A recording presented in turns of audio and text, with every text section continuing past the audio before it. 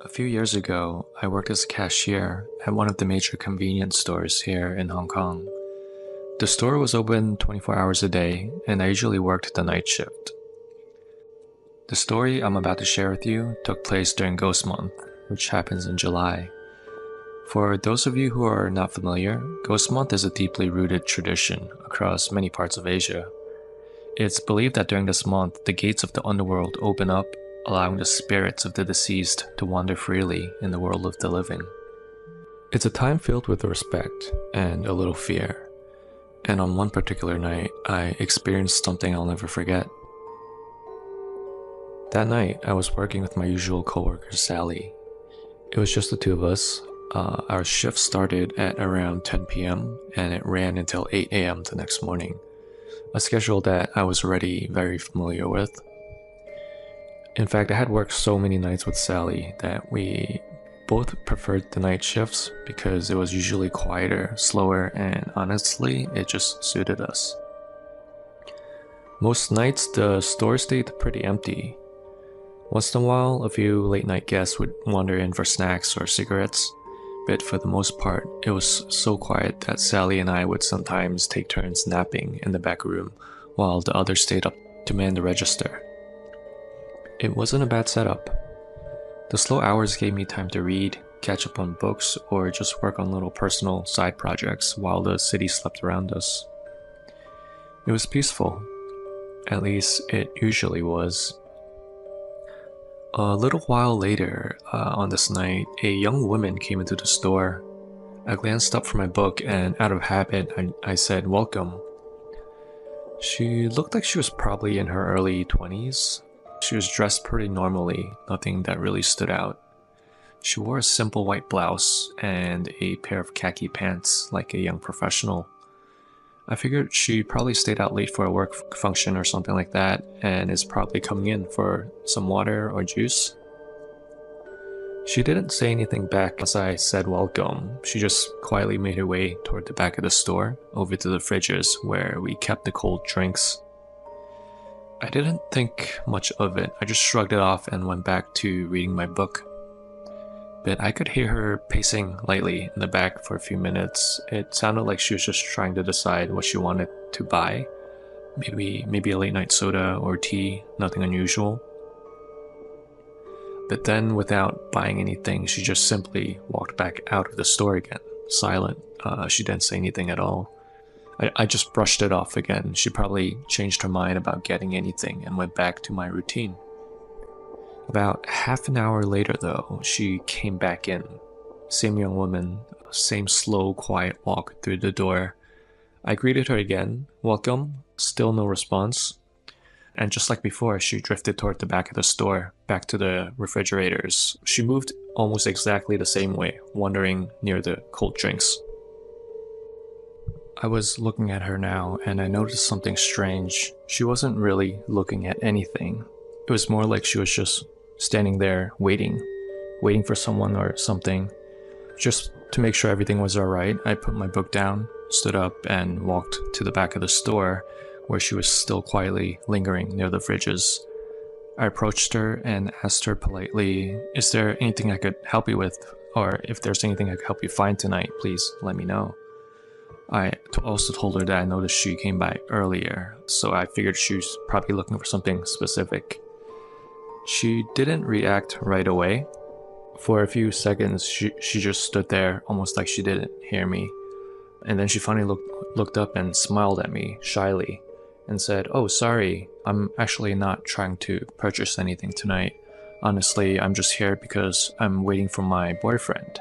He's across the street right now playing video games at the internet cafe. He doesn't know that I'm waiting for him, so I've just been roaming around, killing time. I hope that's okay if I stay here for a bit." I appreciated her honesty, so I smiled back and I said, "Oh sure, that's no problem at all. It's dark out. It's probably safer for you to just wait inside anyway. Take your time."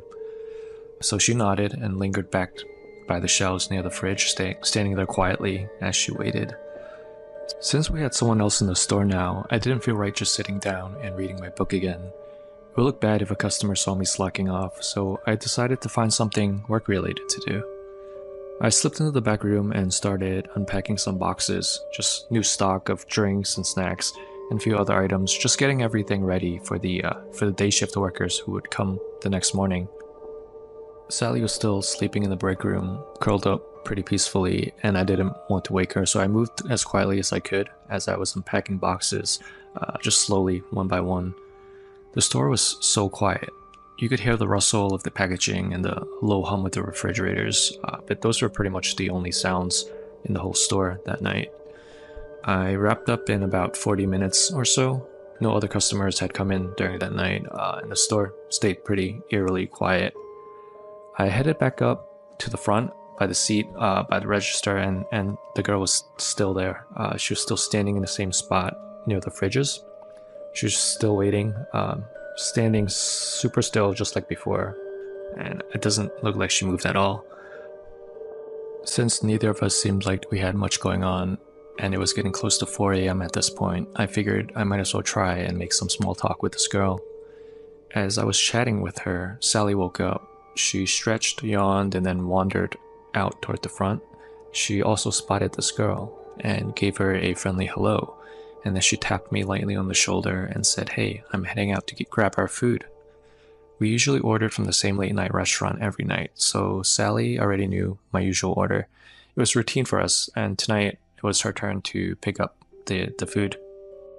So I nodded, and Sally headed out into the dark street, leaving me alone in the store with this quiet girl. The girl and I ended up chatting for over an hour, honestly just about regular things, her life, a little about my life, and it was actually really easy to talk to her. We were around the same age. I think she was in her 20s, as was I, and it just felt comfortable, casual. She told me she worked at a clothing store not too far from here, and I smiled and I said, "Oh, I'll look for you one day. We should hang out sometime." But then that's when she looked down at her feet and just quietly said, "Oh, you won't find me." I just stood there for a little bit and I blinked because it was such a strange response. Why wouldn't I be able to find her? Before I could ask more about that, she shifted the conversation and started talking about her boyfriend. Pretty much saying that he wasn't always the best boyfriend, and she mentioned almost casually that sometimes he would hit her, and once he dragged her up to the roof of their building. I was pretty shocked and concerned. I leaned in and asked, "What happened when he dragged you up there?" She continued looking at the ground the whole time as she was talking, and she just stayed quiet for a few long seconds, her eyes wandering off somewhere far away, and then she just said, "Oh, nothing happened. He's more scared than me now." The way she said that phrase just sent a strange chill through me. I didn't know what to make of it or what it even meant, so I just smiled politely and nodded. Something about her answers always felt off, like she was holding something back. Like there was more she wasn't telling me, but I didn't want to push her. Sally returned with our food. As she walked in the door, she saw the girl still, and she gave a little laugh and said to the girl, "Oh wow, you're still here, huh?" Just joking around. The girl smiled back politely, and Sally just headed straight to the back with our takeout bags with our food in it. Around this time, the newspaper deliveries were starting to arrive. They're always right on schedule. Since I usually work the night shift, I've gotten pretty familiar with most of these delivery guys. I never knew their names, but they usually just drop off the newspapers and left, but we always exchanged friendly hello and bye, and sometimes a little banter thrown in there, and tonight was no different. One of the regulars pulled up, hopped out of his van, and carried the bound stacks of newspapers and magazines to the front of the store, like he always does. As he set them down, he grinned at me and joked, "Hey you, what are you doing just standing here tonight? Have a seat or do something productive, you slacker. Don't just stand there alone, doing nothing." He laughed and then he jogged back to his van. He waved from the driver's seat and then drove off to continue his route. I just stood there. I was pretty confused because I hadn't been standing here doing nothing by myself. I'm standing here clearly chatting with this girl in the store. That's when Sally called from the back saying, "Hey, our food's ready, come and get it." I turned around toward her and I responded, "Okay, I'll be right there." But when I turned back around toward the girl, she was gone. There was nobody in front of me or in back of me or anywhere in the store. There was no sound of the door opening or footsteps, no goodbye, no nothing. It was so strange. We had just spent over an hour talking, and it was a nice conversation. So why would she just suddenly leave without saying anything? Without even giving me her name? I did not hear the door chime or even footsteps, so how could she just have slipped away so quietly like that? So I rushed outside, and I scanned up and down the streets in all directions. It was totally empty. There was nobody there. No one on the sidewalks. No one across the street, no one in any of the nearby shops that were all closed. The streets were just totally empty and still. It was almost like she just vanished. I went back into the shop and told Sally what just happened. So she's listening to me as she's unpacking our lunch from the takeout bags. She looked as confused as I was, especially after I mentioned what the newspaper delivery man said. We both agreed something wasn't adding up, so we decided to check the security footage from that night. We rewound the tape all the way back to the first time that this girl should have showed up into the store for the first time. We watched the monitor closely, but there was nothing. No sign of her. No one entered the store. No one walked past the register to the back to where the fridges are. All you can see is just me looking up from my book, saying welcome, and then going back to reading. So then we fast forward the tape to when this girl came into the store the second time, and there was still nothing. All you can see is me getting up from my chair, walking toward the back of the store, and just talking to myself. There was nobody there. The footage became more and more horrifying as we watched. I was just standing there chatting and laughing for over an hour by myself. And then we got to the part where the delivery man showed up, and just like I remembered, he dropped off the stack of papers and then looked up towards me and saw me alone, standing there by myself. So no wonder he joked the way he did, because from his eyes, and from the camera's point of view, I was just standing there all alone, talking to no one. That's when my blood ran cold, because this can't be real. Sally saw this girl too, clear as day. But yet, on the security footage, she was never there. I started thinking, did I imagine everything? Had it been such a long and exhausting night that my mind created an imaginary friend for me to talk to for over an hour? No, it can't be it, because Sally had spoken to her too. Once when she left to pick up the food, and once again when she returned. We both saw her. So if that's true, then who was this girl that I spent the past hour talking to? As I sat there trying to make sense of it, another memory crept up in my mind. A few months earlier, not too far from the store, maybe like a 5-minute walk, I had seen a couple fighting on the street one late afternoon. It was a loud and ugly scene. A whole crowd gathered to watch. It was a boyfriend and a girlfriend. The boyfriend was causing commotion by kicking over trash bins and just screaming at this girl at the top of his lungs. The girl just stood there, quiet, and just stared at the ground while he kept screaming at her. A few days later, I saw a news report that a girl had been murdered. She was dragged to the roof of her building and then thrown over by her boyfriend, right in the same neighborhood a few minutes from the store. So I couldn't help but wonder if that couple that I saw that afternoon were the same couple in the news article that I saw. And more terrifying, is the girl I spoke to at the store the same girl from that news article? Had everything somehow lined up that night so that our paths crossed one last time? Even now I still can't explain what happened. All I know is that I'll never forget that night, or that girl.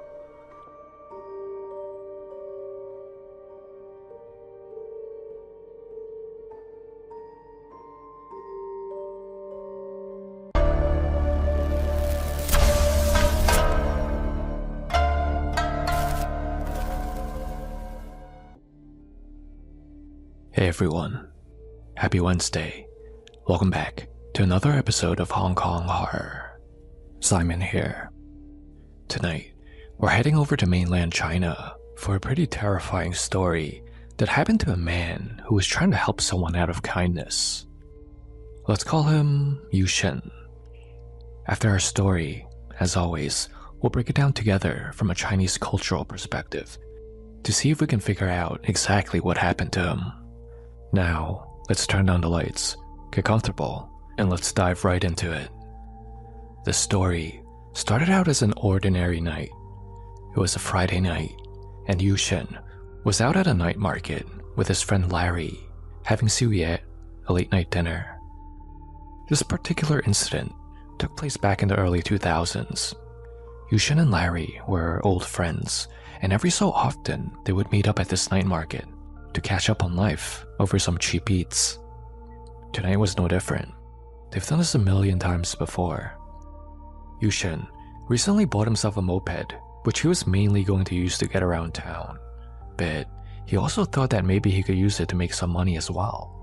Maybe use it to deliver food or something.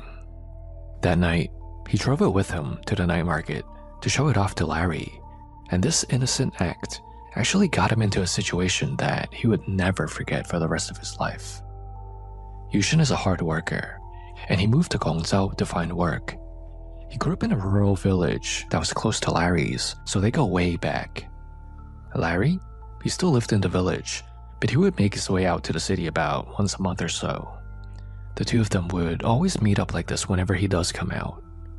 Yushin remembers this night particularly clearly, even though it took place over 20 years ago. Him and Larry were laughing, joking around, having a great time over a plate of grilled oysters with mountains of minced garlic, chopped chilies, and scallions. It was about 11 p.m. at this point, but the night market was still super busy, with a ton of people all gathering over delicious food, unwinding from the work week. Yushin was exhausted. He works a bunch of odd jobs during the week, but he will never miss the chance to see his old friend. Larry complimented Yushin on his shiny new moped. "Wow, dude, it looks amazing. You're gonna make so much money if you use that to make food deliveries. Tell you what, if you give me a ride back to the village, I'll give you 80 RMB. Yushin hesitated. In his mind, he thought, sheesh, back to the village? At this hour? The distance from where they currently were back to the village is not a short ride, especially on a moped. It's a cross-province journey that takes a lot of energy. Yushin shook his head and said, I don't know, man. It's kind of late. I kind of just wanted to head home for the night after this. It's far as heck, and those roads are not the easiest to drive at night. Despite the initial refusal, Larry didn't give up. Dude, you're off from work tomorrow. Just give me a ride. I have to pay the cab anyway, so I'd rather give that money to you. You know you could use it. Larry shoved the cash into Yushin's hand. Yushin looked down at the money and back at his friend. He was torn. One part of him wanted to go home and sleep, but 80 RMB was a lot of money at the time. Larry was right though. He really was off from work tomorrow, so it's not like he has to wake up early or anything. Also, he could really use this extra money that would otherwise be going toward a random cab driver anyways. He sighed and said, I hate you, Larry, but I also love you at the same time. Hurry up, get on the moped so I can get you home. The two friends paid for their meal and made their way over to Yushin's moped. Yushin started the engine and sped off into the night, with Larry riding as his first passenger ever. The traffic was pretty bad getting out of the city, but Yushin threaded through the gaps and weaved through the cars, eventually escaping the busy city roads and made their way onto the more rural roads. The scenery began to change drastically, from the bright city lights to wider, forested roads and less cars. Yushin doesn't come back to the village often, especially to the part where Larry lived, so Larry had to navigate him when they got close. The little roads to get to his house were very deep and isolated. Many of these roads were one-way lanes, concrete strips surrounded by overgrown grass. There were silent village houses scattered far apart. The streetlights here were further apart, and they were either flickering or dead, leaving only Yushin's headlights to cut through the darkness. The deeper they went, the quieter and darker it became. By the time they reached Larry's house, it was almost midnight. Larry hopped off, gave Yushin a big hug, and they said their farewells. "Thanks, man. Let's do this again next month," Larry said, before he made his way into the house. Now, Yushin was alone. He paused for a moment to light a cigarette to ward off the cold of the night and drowsiness. He looked around. It was so quiet compared to the city. He hasn't been back to the village in a while, and he almost forgot how quiet it gets here. Yushin sat there for a few minutes, finishing up his cigarette as he soaked in the silence before starting his engine back up again. He turned the moped around to head back to the main road. Riding alone on such a dark, isolated road was not fun. His headlights swept across the tall grass and trees.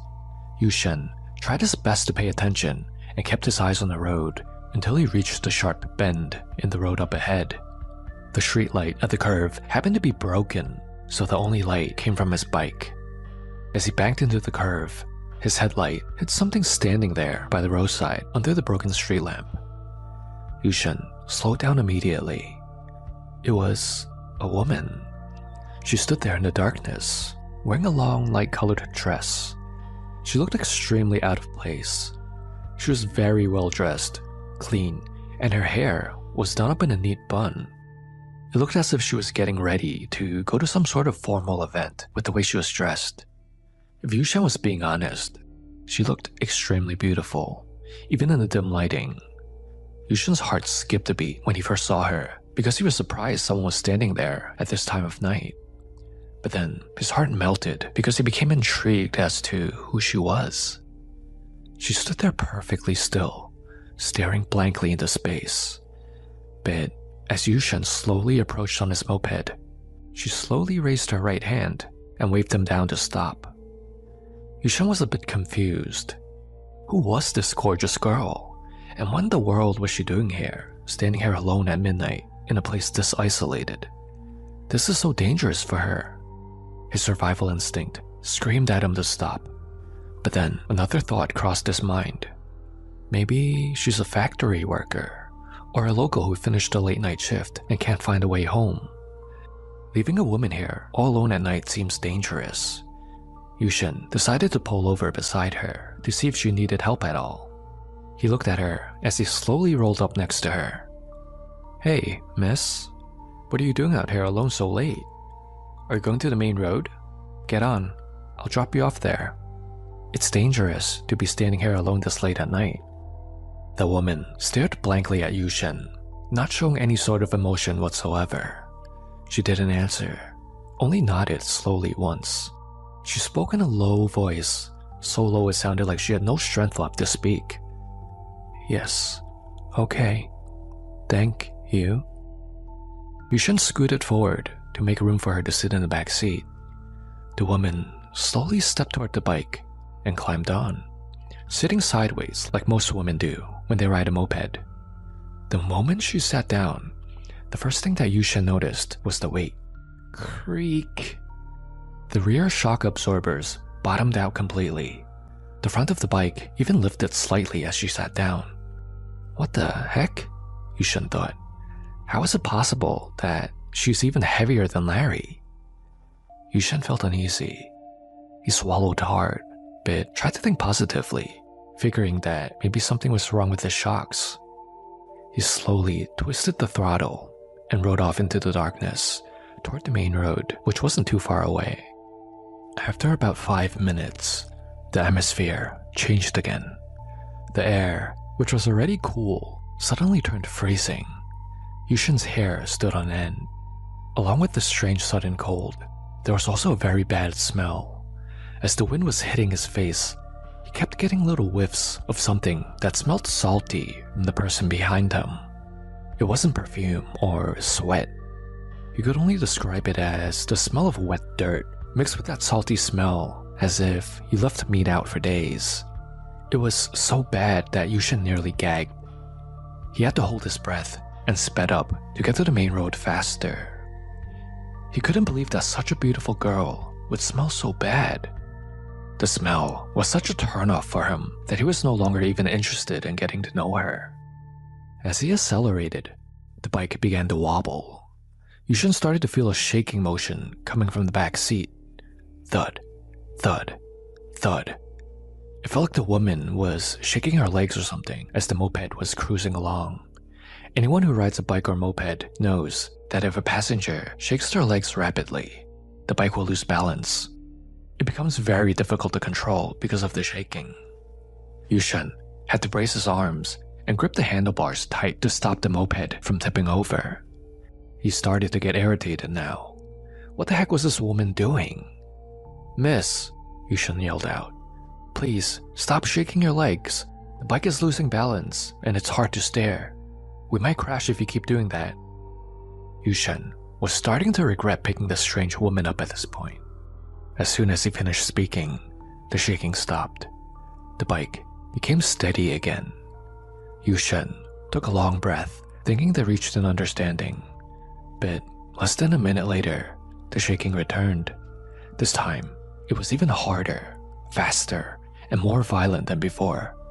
Thud, thud, thud, thud, thud. The moped swayed from side to side. It felt like someone was stomping their feet on the bike. Yushen was livid now. This is a brand new moped. What in the world was she trying to do? He thought maybe she was playing a prank on him or something, so he decided he was going to stop the bike to talk to her. He slowed down, but instead of turning his head to look at her, he glanced into his rearview mirror to see why her legs were shaking so much. The mirror was tilted down toward the road, showing only the lower half of her body. But in the reflection, the woman's legs were hanging perfectly still beside the bike. Her legs weren't moving at all. Yushen was a little confused now. If her legs aren't moving, what was shaking the bike so hard? Driven by a desperate need to know, Yushen let go of the left handlebar. His trembling hand reached for the mirror as he slowly tilted it upward, higher and higher, until it aimed at the woman's face. The moment the mirror reached the right angle, Yushen froze in shock. In the mirror, the woman's appearance looked totally different from the one he picked up minutes ago from the side of the road. Her dress was filthy and soiled. Her hair was no longer tied in a neat bun. It was now a mess, partially covering her face. Her body was sitting upright and perfectly still, but her head was thrashing and snapping around in extremely violent and abrupt movements. It wasn't normal head shakes. Her neck was jerking left, right, front, and back with extreme violence. Yushen even saw her head snap so far back that the back of her skull nearly touched her spine, then whipped forward instantly. She was thrashing her head with a force that no human neck could survive. That was the source of the vibration. Yushen was pretty sure he could even hear the sound of her neck snapping and cracking behind him, competing with the sound of his engine. Then, the most terrifying part happened. As Yushen looked at her in the mirror, terrified, her face suddenly stopped as she looked directly at Yushen through the mirror. Her face was bloated and discolored, blotchy. Her eyes were wide, bulging almost out of their sockets, staring intensely into his. She locked eyes with him through the mirror. Her lips slowly peeled back into a grin that stretched from ear to ear. "What are you looking at me for?" Her voice thundered with rage. Yushen screamed in pure terror. His natural reflex kicked in as he squeezed the front brake with all his might. The front wheel locked, the bike flipped, and Yushen was thrown over his moped. He laid there on the ground, stunned and dazed. When he finally managed to struggle to his feet, he looked back at his moped, which was now laying on its side on the road. The headlight was still shining into the grass ahead. He scanned the area frantically, but all he found was emptiness. There was no trace of the woman. No one was there. Yushen didn't wait. He scrambled to lift his bike back up, hopped back on as fast as he could, and sped out of that area until he reached the main road. He saw a security booth for a housing estate nearby and rushed toward the security guard. Thinking back on it now, the security guard must have thought he was some crazy person. Yushen ran up to him looking disheveled and acting like he was on drugs or something. He stammered out everything that just happened. As the guard listened, his face turned pale. and he told Yushen something that made him even more terrified. "Brother, I think you met her," the guard said. "Did this happen in the bend at the road back there? Just last week, there was a major accident. A woman was riding her bike home alone at night, and a drunk driver lost control at the curve. He hit her full force. Her body was thrown against a utility pole. Her neck was broken instantly. She died on the spot." After that night, Yushen never gave Larry another ride back to the village again. He also never stopped to talk to random people, no matter how hot they were. So, Hong Kong horror family, what do you think happened here to Yushen? Please, pause the video here and let me know what you think. Alright, so let's break this one down from a Chinese cultural perspective. What's going on here? There's a few things I want to talk about in this one. First, the biggest mistake that Yushen made was stopping for this woman. There's a Chinese saying, "Ye lo bu zhuo yan," which translates to, "Do not pick up passengers on night roads," especially on more isolated roads where there normally aren't much people around to begin with. Yushen ignored his initial instinct to keep driving. This isn't about being nice to a stranger in need, it's more about boundaries. The world is divided into Yuangai, the world of the living, and Yumgai, the world of spirits. So when you're traveling alone past midnight, the boundary becomes thin. Yushen stopped his moped, acknowledged the woman, and even invited her onto his vehicle. This isn't just about kindness anymore. This is allowing something from the Yumgai, world of the dead, into your personal space. He gave her permission to enter his domain. Everything we do matters. The act of stopping alone formed a connection, Gi-yun. Yushen created a temporary bond and a permission link. This is actually why ghosts often do things like waving for help, asking simple questions, or seeking acknowledgement in some way or another. They want to create that initial connection. If Yushen continued driving and ignored her, that would have been enough to deny that initial connection.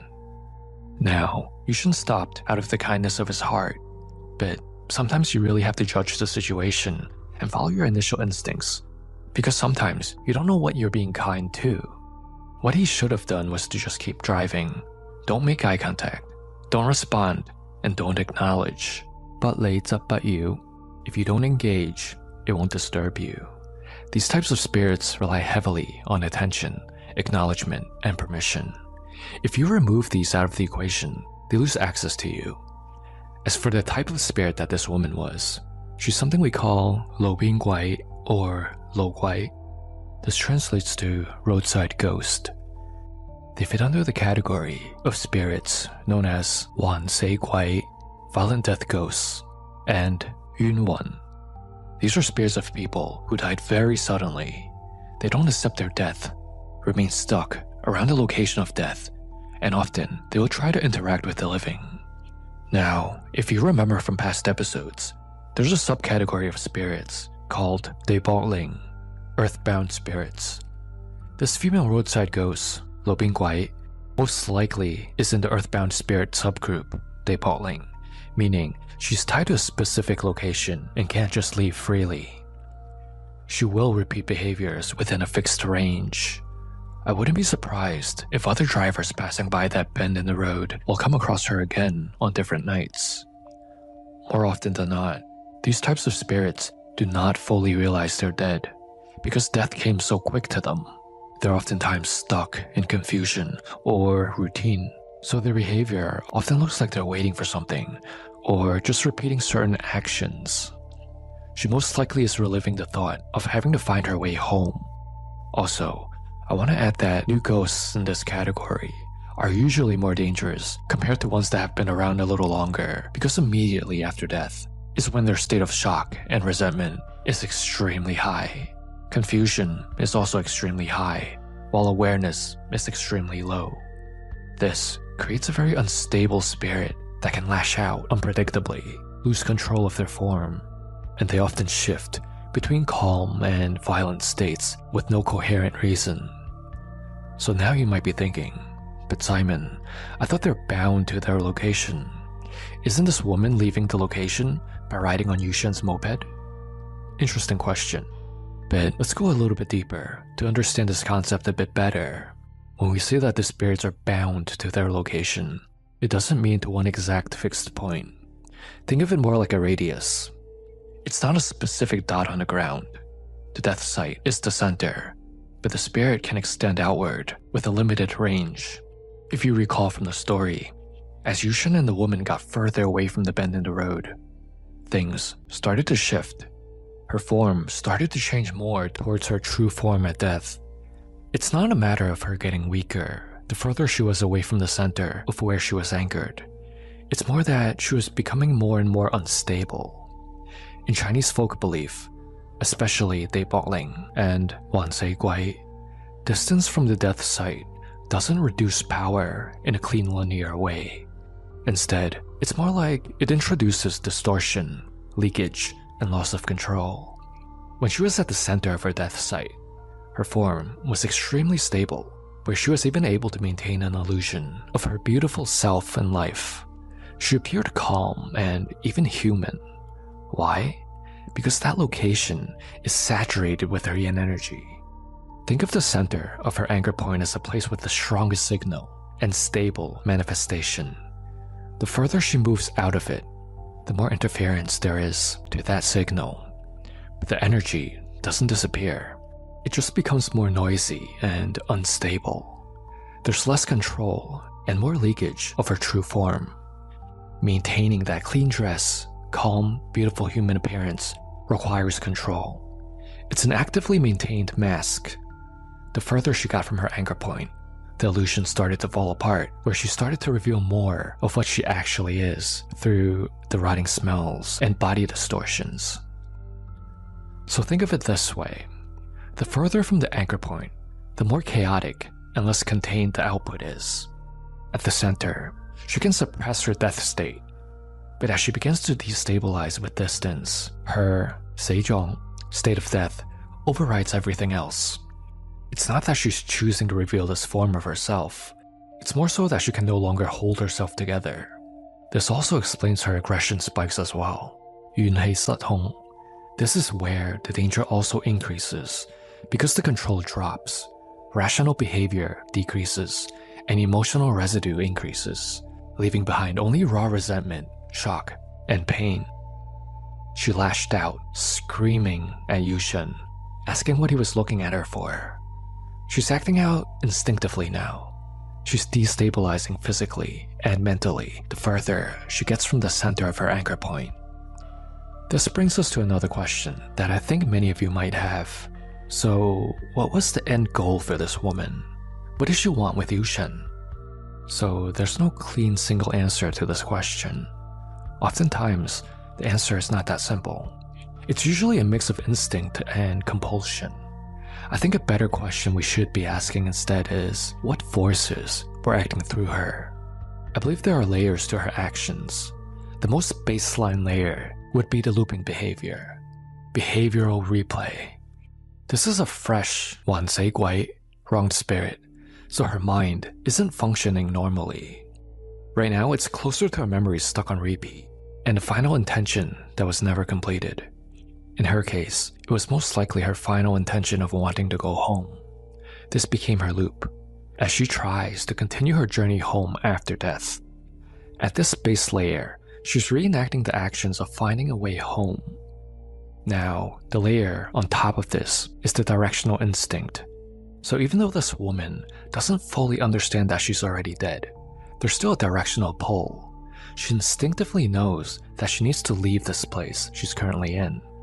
This instinct is common with accident spirits. Oftentimes, these spirits will try to leave the place, but they can't. They will try to attach to a moving person, attempting to extend beyond their boundary, similar to what this woman did in Yushen's story. But attempting to leave the boundary only leads to destabilization. This introduces the final layer, which is something you might have heard of before, called Zhao Tai Sun, finding a substitute. I've discussed this in past episodes, but this is when a ghost tries to find a substitute to replace them. They believe that if they could find someone else to die in their place, then they would be able to move on. Now, Cao Tai-san is often misunderstood. It is not always fully intentional. It can emerge from frustration from repeated failed attempts at escaping. Over time, the spirit logic becomes, if I can't leave, someone else must take my place, which I think is somewhat at play in this situation as well, because she pretty much contributed in making Yushen crash. Thankfully, it was a very minor crash, but in stronger cases, this is where the living person dies. So, if we filter it down to what this woman really wanted, at the deepest level, it was to continue her journey home. She was trapped in the moment of her death, and ended up pulling Yushen into her loop. I don't believe she was a purely malicious spirit, but I would say she's more of a spirit that's not entirely conscious, and definitely not fully in control. She doesn't fully understand what's going on, or what she's doing. She's running on instinct, where she just knows she wants to get out of this place she's stuck in. Thank you, Hong Kong horror family, for making it to the end. I hope you enjoyed this week's episode. Until we speak again next week, stay safe and good night. Hey everyone, welcome back. Tonight, we're heading back to Hong Kong, and this time, we're diving into one of the city's most notorious roads, one of the major highways in Tuen Mun. Now, if you've lived in Hong Kong or spent some time there, chances are you've at least heard of it. It's not officially the deadliest road in the city, but it's definitely earned a reputation. Over the years, there's been a string of major accidents. Not just little fender benders, but serious, often fatal crashes. And along with that, a whole bunch of creepy stories and strange sightings have been reported over the years related to this major highway. So here's the thing about the Tuen Mun Highway, it's not just the number of accidents that freak people out, it's the stories that come with them. Over the years, a lot of taxi drivers have reported something seriously unsettling. They'll be cruising down the road late at night, and suddenly, they swear they've hit someone. They slam the brakes, jump out of the car, heart pounding, but there's no one there. Nothing, not a scratch, not even a sign of anyone on the road. Then, there are the sightings people say they've seen someone hanging on the overpass as they're driving beneath it, just dangling there. But by the time they pass and do a double take, it's gone. Nothing's there. Creepy, right? So these are just a few examples of the stories from this highway. There are so many like it, but of course, we won't have time to cover all of them in one episode. So tonight, I'm just going to share one story with you from this highway. So turn on the lights, get comfy, and let's dive into one of the area's local legends tied to this particular highway. Now, I first heard of this story from a caller who phoned into a paranormal radio show back when I was there. Every country seems to have one of these. Late-night radio stations with eerie music in the background, and just people calling in to share their supernatural experiences. I always love tuning into these and just hearing the local legends and experiences. But this particular story, this one really stuck with me. It really gave me goosebumps, so I hope you guys will like it too. This particular incident happened years ago, early 2000s. There was a man, let's call him Kwan. He was getting off work late one night. It was around 11 p.m. He was tired, just looking to get home, and he was going to take the bus that eventually goes onto this highway in Tuen Mun. Now, just to give some quick context for those of you who aren't familiar with the public transport in Hong Kong, there are two types of buses. There's the minibus, and then there's the full-size bus, which are double-deckers. When I say bus in this story, I'm talking about those big double-decker ones. And one more quick thing, unlike the double-deckers that you see here in the States or in the UK, both levels of the ones in Hong Kong, they're fully enclosed. So the upper deck, it's not open air or anything like that. It's just like the lower deck, sealed up, with rows of seats and big windows and lighting and air conditioning. Alright, so with that in mind, let's get back into what happened to Kwan that night. He waited at the bus stop like usual, and when the bus finally rolled up, he hopped on and headed straight upstairs like he always did. Kwan preferred sitting on the top level. The views were better, it was quieter, and he had one favorite seat, right behind the staircase. It's pretty much this little corner where you don't have to look at anyone's head in front of you, and there's just a nice bit of privacy. It's the perfect spot if you want to just zone out after a long day. Now let me paint a picture for those of you who've never been on one of these buses back in the early 2000s. The lighting was always pretty bad. It had this cold, flickery fluorescent glow that made everything look a little off. People's skin would take on this yellowish green tint almost. It was almost sickly. It wasn't flattering at all, And late at night, it made the whole upper deck just feel very unsettling. Like you're sitting in a ghost story waiting to happen. And honestly, even now in 2025, some of these Hong Kong buses still have the same lighting. I don't know if they just haven't upgraded the bulbs, or maybe it's an older model of bus that I got on. But if you've ridden one late at night, you know what I'm talking about. It just sets this weird, eerie mood, especially when the rest of the city outside is pitch black. But of course, for Kwan, this was just a normal night, a normal ride home. At least, that's what he thought. Now, on this particular night, even though it was already late, maybe around 11 or 12 at night, there were still a ton of people catching the bus. Kwan had gotten on at an earlier stop, so he managed to snag his usual seat at the upper deck, but every other stop after that, packed. Every single stop. More people were waiting, and the bus just kept filling up. By the time they hit the last stop, before heading onto the highway, the bus was already completely full. Every single seat was taken, and the lower level was packed with standing passengers, shoulder to shoulder. As the bus left the last stop and started heading toward the highway, Kwan noticed something. The bus was moving unusually slow. Not just like a casual cruise kind of speed, more like it was struggling. The engine started making this deep, heavy noise, like it was pushing way too hard just to climb a small hill. And then the whole bus started vibrating. Not the usual bumpy road kind of shake. It felt like the engine wanted to give out. The floor felt like it was pulsating.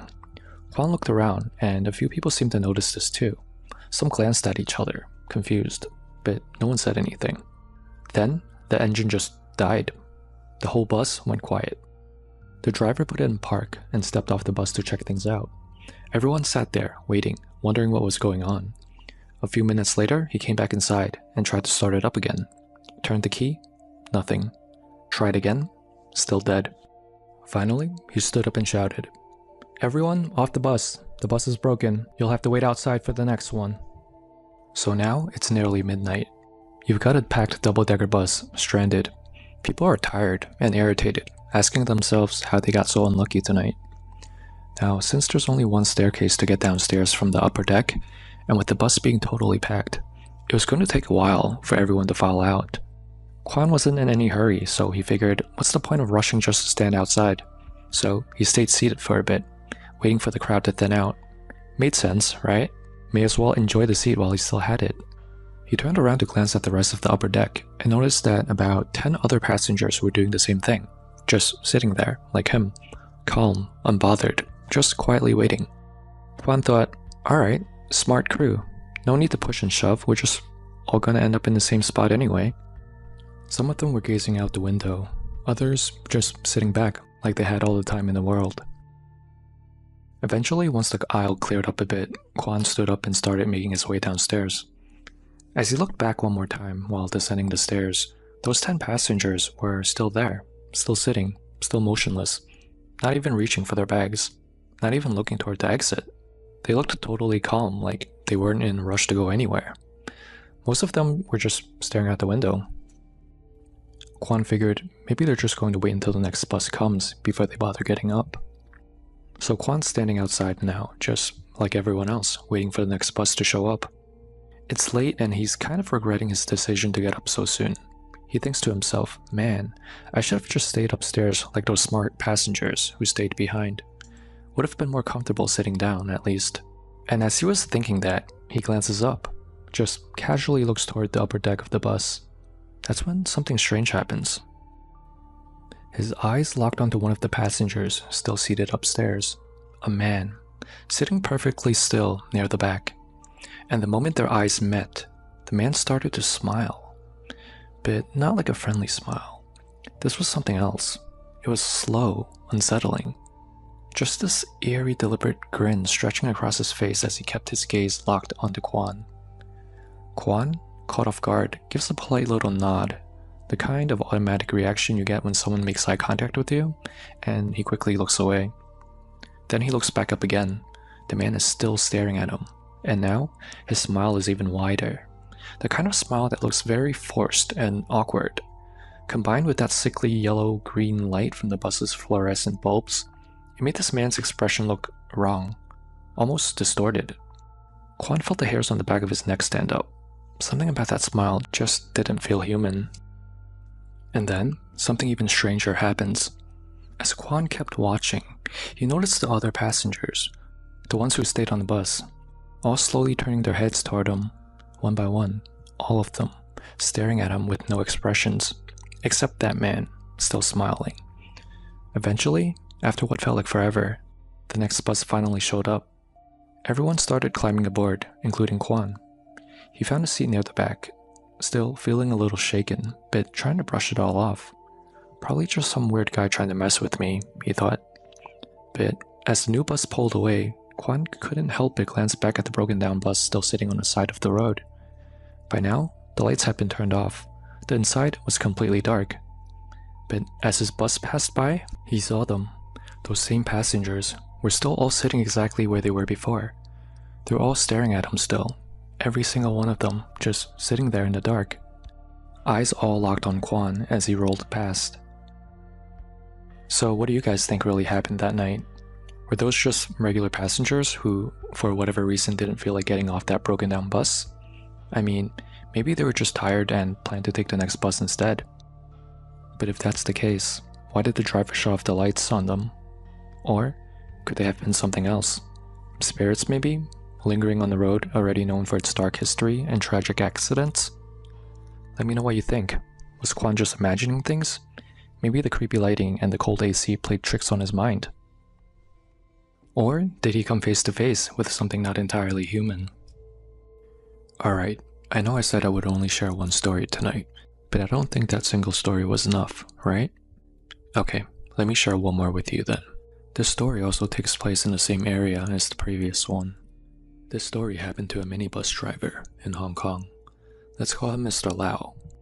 He used to run the late night routes, driving from Seung Sui through the quieter districts, long after most of the city had gone to sleep. He's been retired for a while now, but there's one ride he'll never forget, one shift that changed how he saw the job and the world around him.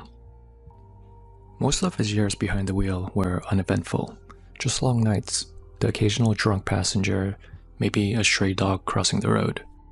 But this night, this was different. It happened about 15 years ago. Mr. Lau was doing his usual late night run from Tuen Mun up to Seung Sui. That stretch, especially after 9 PM, is usually dead. No traffic, no noise, just the low rumble of the engine and the dashboard lights glowing in the dark. He rarely picked up more than a passenger or two that late. Some nights, no one at all. But this night, something felt off.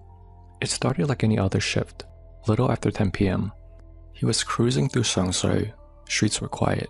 The radio was crackling faintly with the static. Nothing unusual. Then he saw them. Up ahead, at a stop that was usually deserted.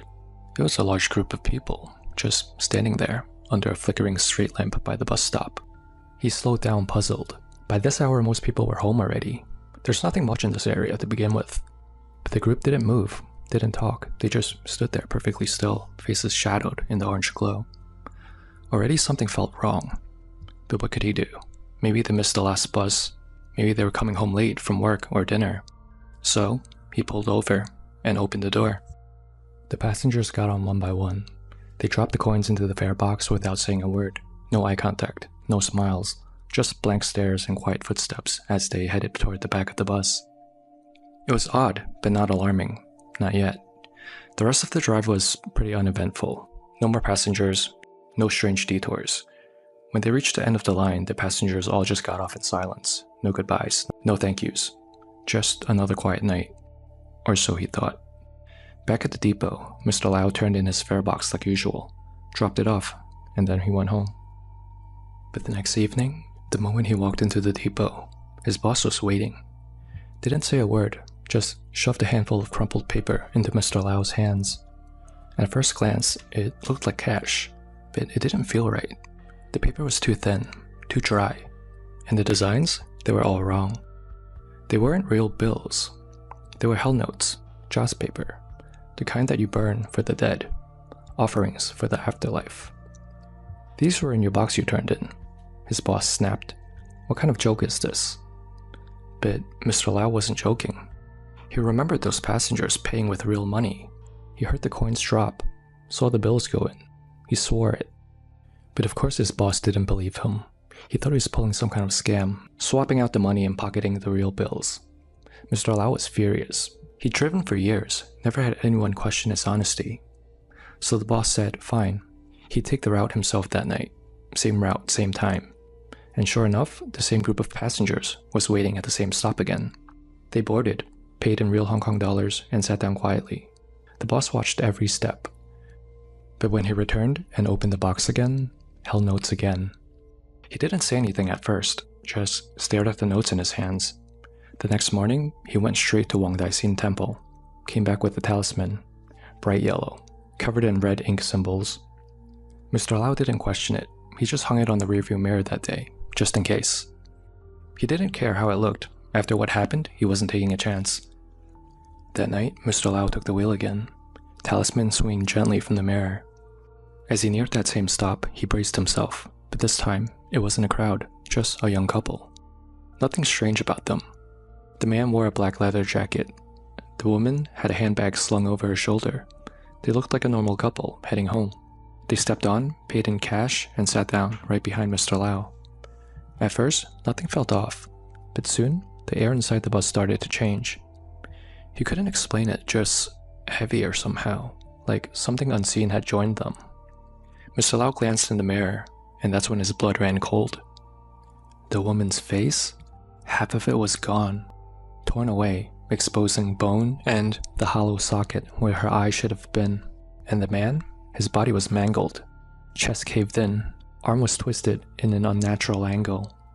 But when Mr. Lau turned to look at them directly, they were fine, perfectly normal. The woman was adjusting her bag, and the man was looking out the window. But in the mirror, they were monsters. Mr. Lau's hands trembled on the wheel, sweat pooled under his shirt. He tried to keep his cool, tried not to scream, not to break, not to show anything. He just kept driving, pretending like everything was fine. But inside, he was falling apart. Then, he wet himself out of fear. Yep, he wet himself, but that's how real the fear was at the time. Even if he wanted to, Mr. Lau couldn't stop the minibus. There was nowhere to pull over, just a long stretch of highway. Eventually, they reached the Tuen Mun area. The couple finally spoke. Next stop, please. He raised his left hand in silent acknowledgement and pulled over to let them off. The couple hopped off the bus and walked away like nothing happened. But Mr. Lau knew what he saw. Back at the depot, Mr. Lau told his coworkers everything he saw. Then, he collapsed and woke up in the hospital. Doctors said it was due to stress. That was the last night shift he ever did. He went back to day shifts after that, and now, whenever he sees a minibus with a yellow talisman hanging from the mirror, he just wonders, did that driver experience the same thing as him?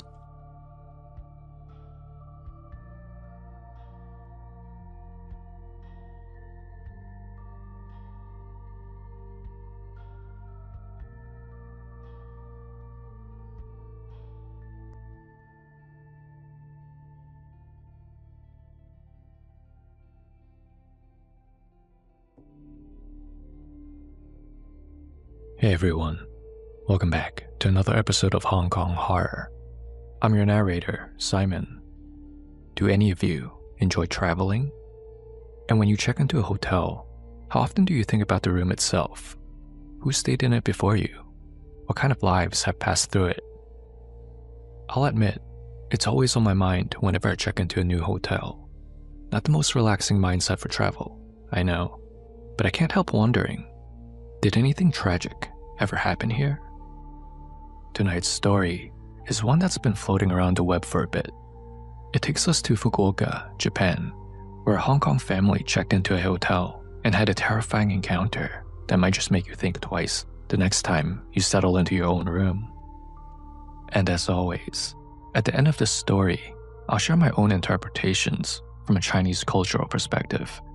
So stick around if you're curious about that. Alright, let's turn on the lights, get comfortable, and let's dive right into this one. This story was shared by a man in Hong Kong. Let's call him Robert. Robert lived in a modest apartment with his wife, their young son, and his elderly mother. Both he and his wife worked during the day, so his mom helped to raise their young child during the day. They were a really tight-knit family, the kind who always tried to take at least one overseas trip together every year. Travel, for Robert and his family, was never just about sightseeing.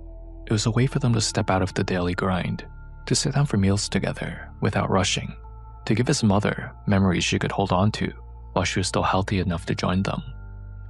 You see, growing up, Robert barely traveled at all. His father wasn't in the picture. His mother had raised them all by herself in a cramped public housing estate in Hong Kong. Money was always tight. Vacations back then were a luxury that they could never afford. He's actually never taken a vacation in his life until he was an adult and started making his own money. Now that Robert was older, with a steady job and his own family, he swore things would be different. Every trip he took, he promised himself his mom would be there. Each journey was a way to repay her for everything she sacrificed to raise him, to give her experiences she's been denied all these years, while all she did was work as a janitor at a shopping center. So when the family planned their trip to Japan, Robert insisted that she come along. Fukuoka was the destination, a city famous for its food, its slower pace, and its family-friendly atmosphere. The perfect place for a few days of rest and relaxation. They booked a hotel room big enough for all four of them: Robert, his wife, their little boy, and his mother. Just like at home, they would all be under the same roof, ending each day together. At least that was the plan. Because what unfolded in that room would leave Robert unsettled long after they returned home. An experience that turned an ordinary family holiday into something he would never forget. Since this was their annual family trip, Robert decided to splurge a little to spoil everyone. Instead of the budget hotels they were used to, he booked a 5-star hotel for a few nights. They would stay there for a few nights before moving on to cheaper hotels for the rest of their stay. It was a stretch for their budget, but he figured, why not? His mom deserved it, his wife deserved it, and even his young son should have new core memories of comfort, luxury, and family. When they first entered the room, everything looked perfect. 2 large double beds, made up neatly with crisp white sheets, bright lighting overhead, a bathroom that looked absolutely spotless, gleaming like it had just been cleaned. On the surface, it felt worth the money. But almost right away, all of them noticed something was off. A foul smell. It wasn't overwhelming at first, just a faint, unpleasant odor that lingered in the air, clinging to the air, no matter how much they tried to ignore it. They spent a few minutes trying to figure out where the smell was coming from. It wasn't the garbage bin. It wasn't the bathroom. Robert even crouched down, sniffing near the air vents, thinking maybe the filters were overdue for a change. The best way to describe it, it was like that damp smell you get when a towel or piece of clothing never dries properly. You hang it up, you think it's fine, but instead of that fresh, clean scent, it leaves behind this sour, almost pungent odor.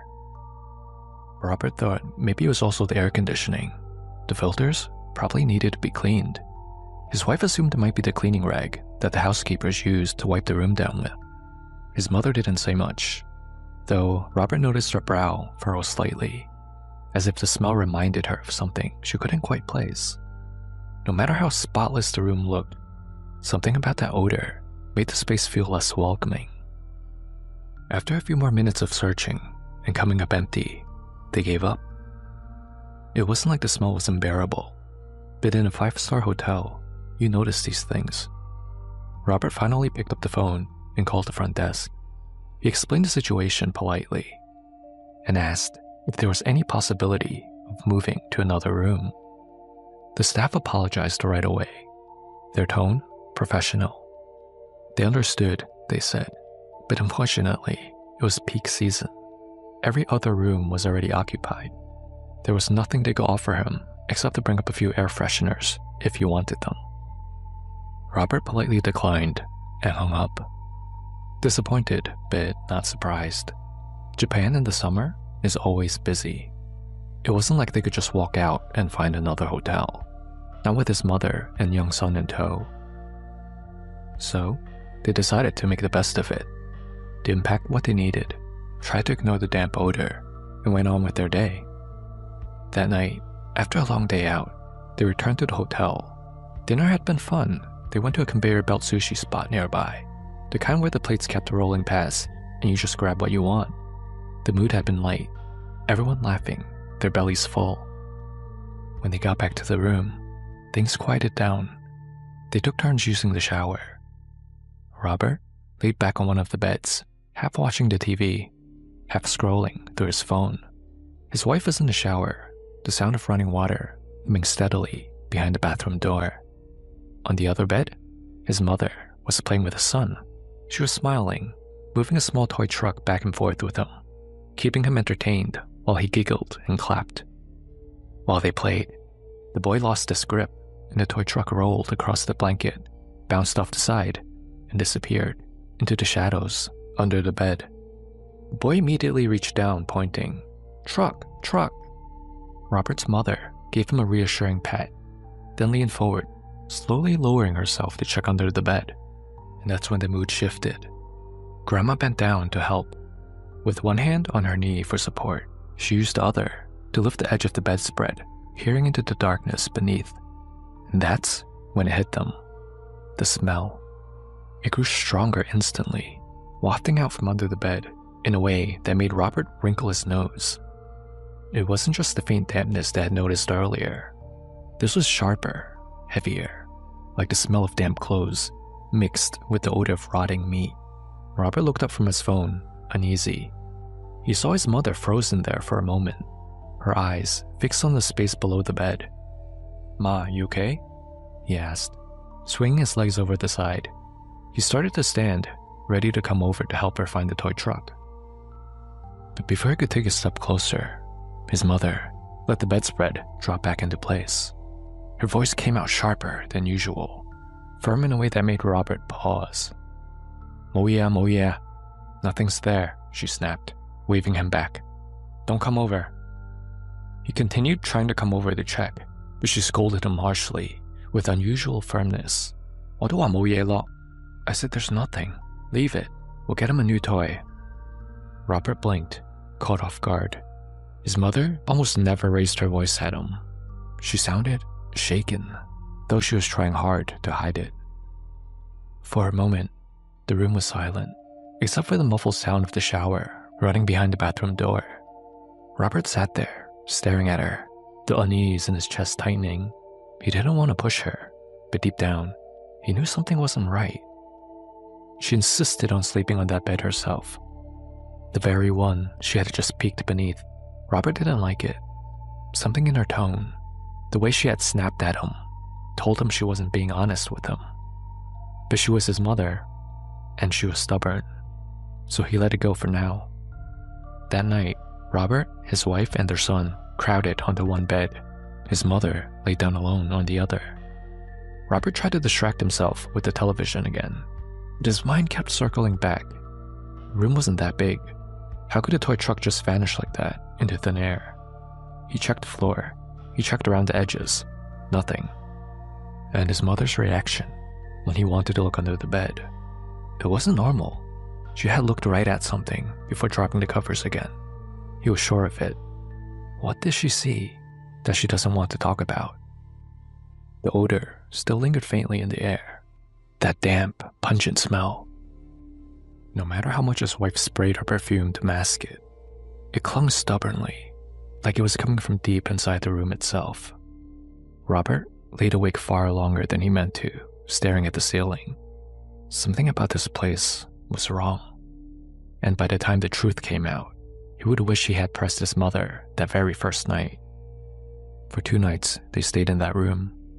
Each night, no matter what they did, that odor persisted.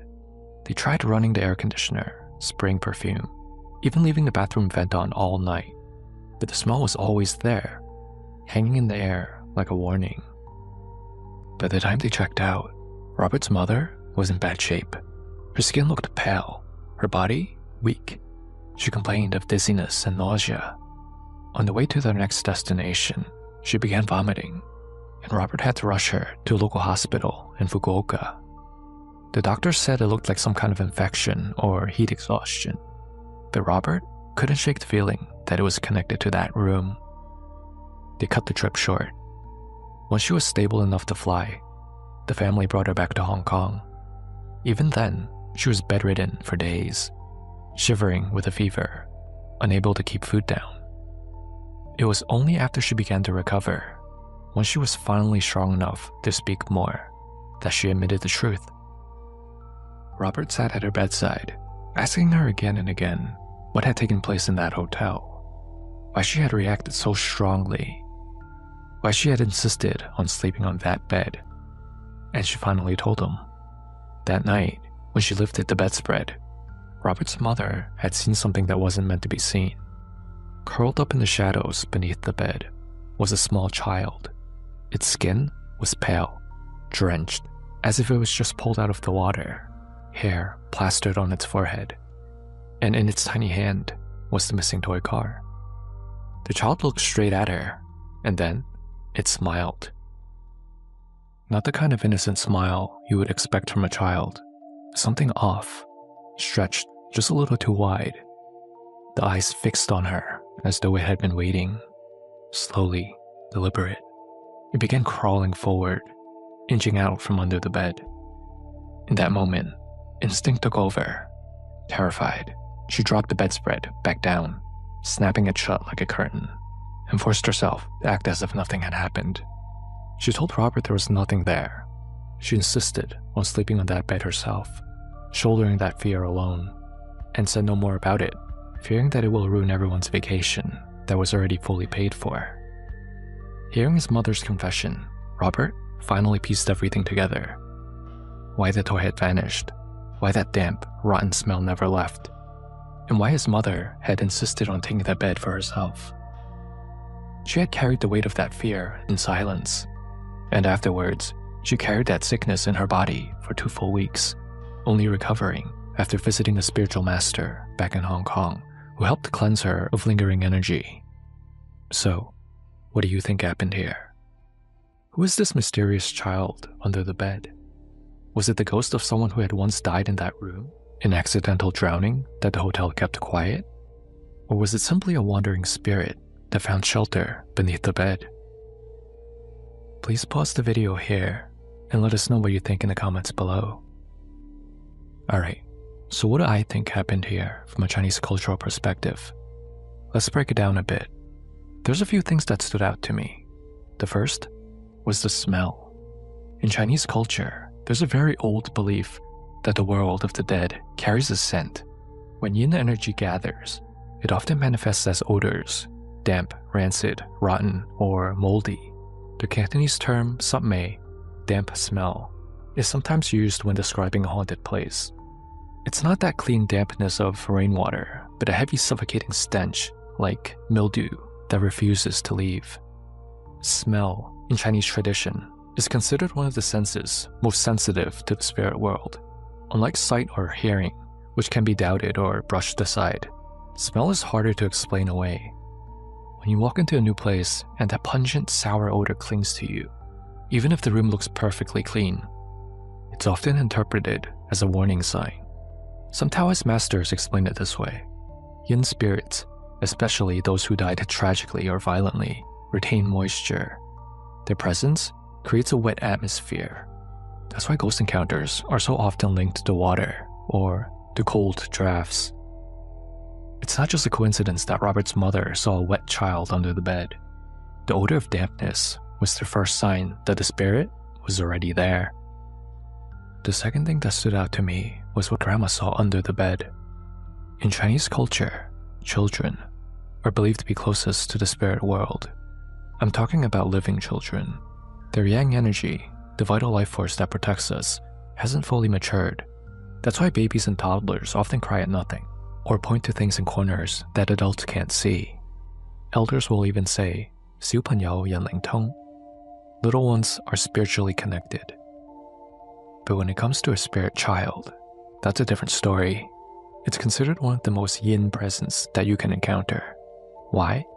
Because a young life cut short is viewed as deeply unnatural. The soul doesn't want to leave. It lingers with grievances, confusion, or longing, all of which amplify yin energy. Now, the way the grandmother described it, drenched, pale, curled up, those details are pretty creepy. In folklore, spirits that appear wet are almost always tied to water-related deaths, drowning in the sea, a river, or even a bathtub. Water is yin in nature, and it's believed to anchor a spirit, preventing it from moving on.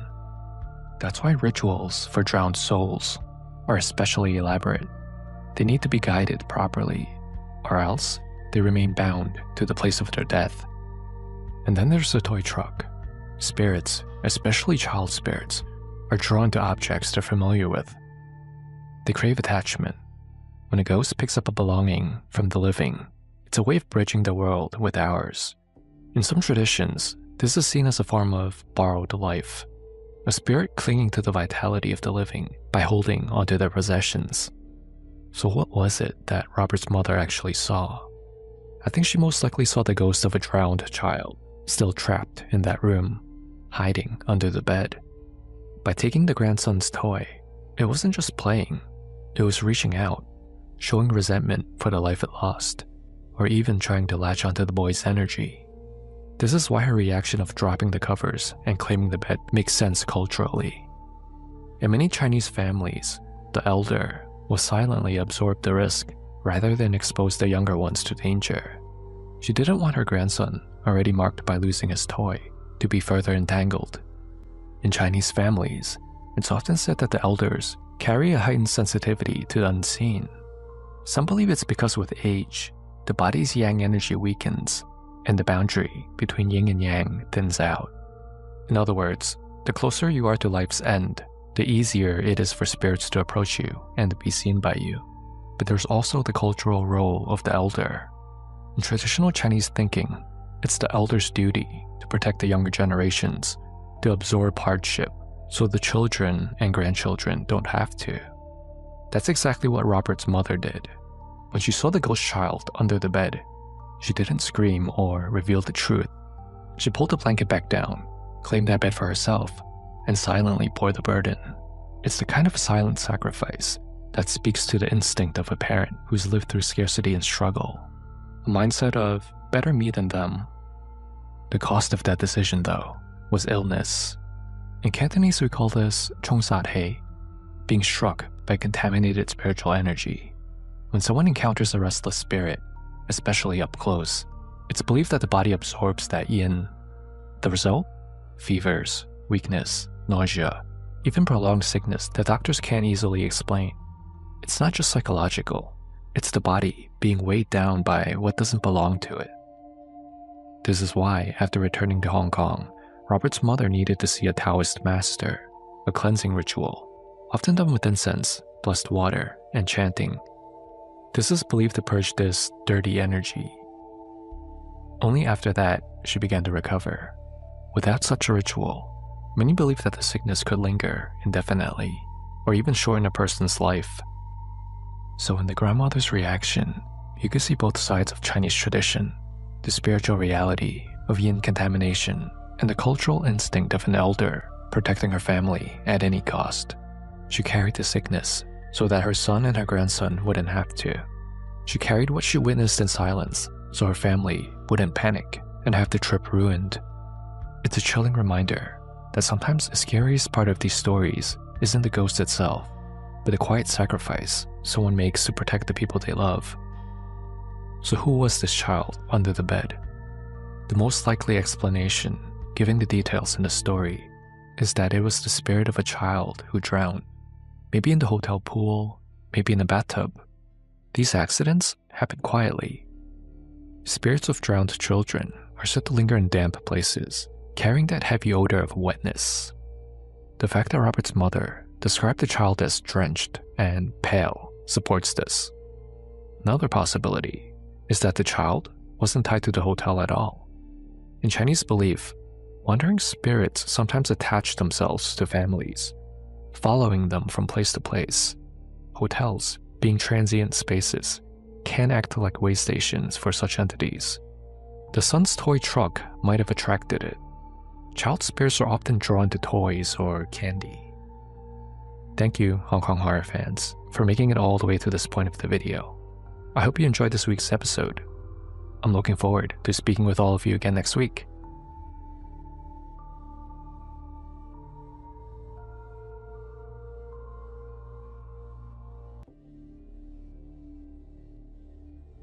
Hey everyone, welcome back to another episode of Hong Kong Horror.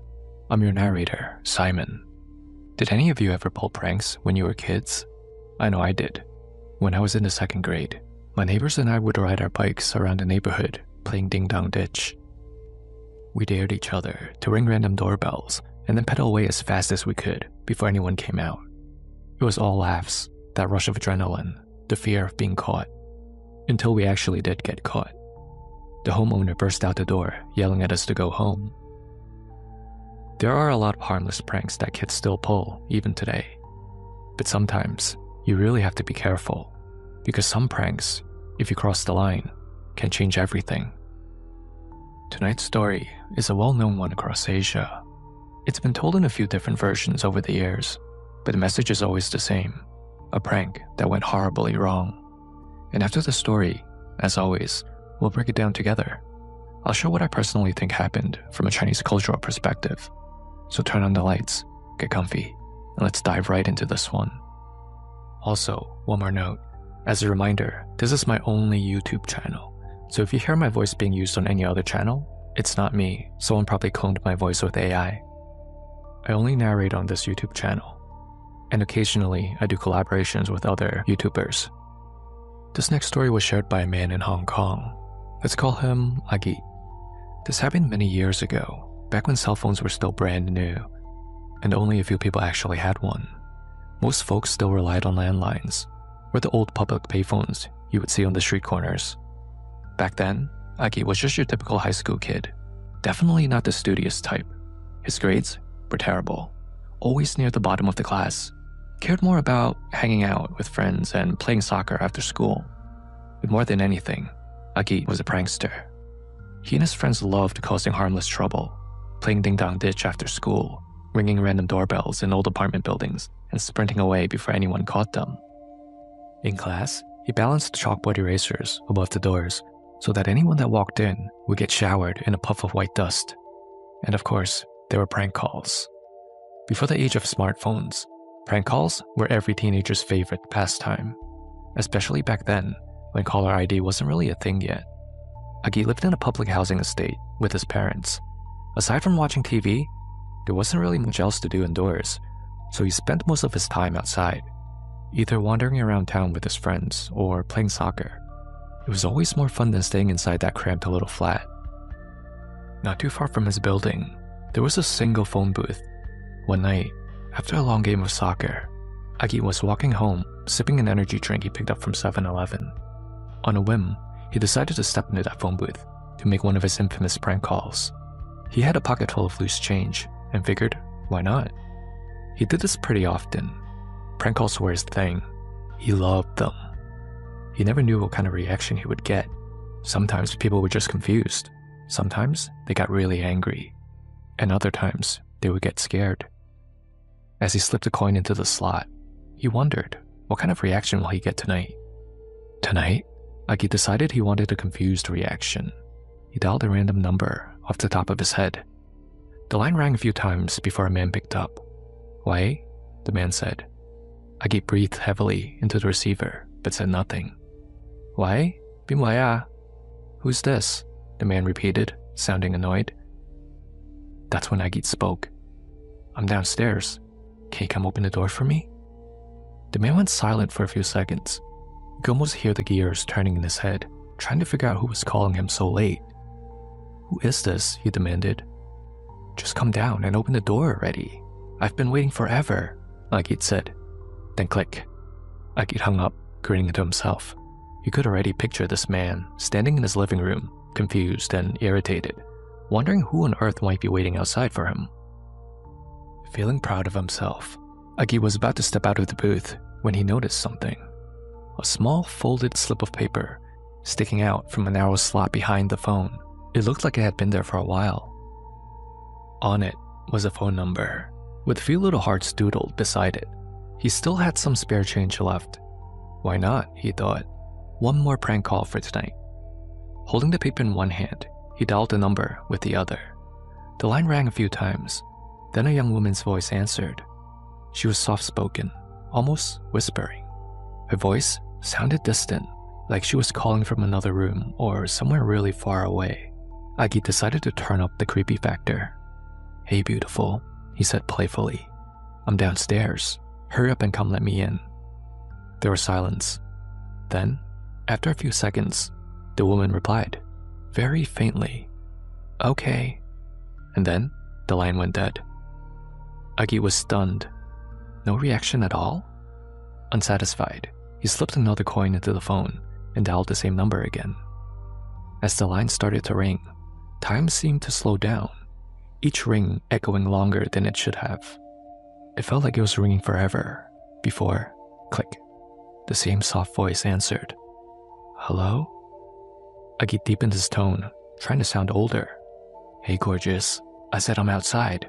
I thought you were coming down to let me in." Then, there was silence again. Then the woman let out a quiet, breathy laugh and hung up. That ticked him off. He pulled out his best prank caller voice, and all he got was a laugh. Without a word, he slammed another coin into the slot and dialed again. The phone rang over and over. Finally, click. The same faint, distinct voice. "Hello?" Normally when a call connects, you can hear something. Faint breathing, background noise, the hum of a TV somewhere. But this time, all that Agit could hear was a sort of static. Then, after a few seconds, even that faded, replaced by a strange, unnatural silence, like the world on the other end of the line had gone completely still.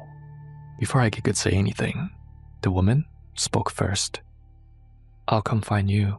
The strange thing was, his right ear was pressed against the receiver, but her voice came from his left ear.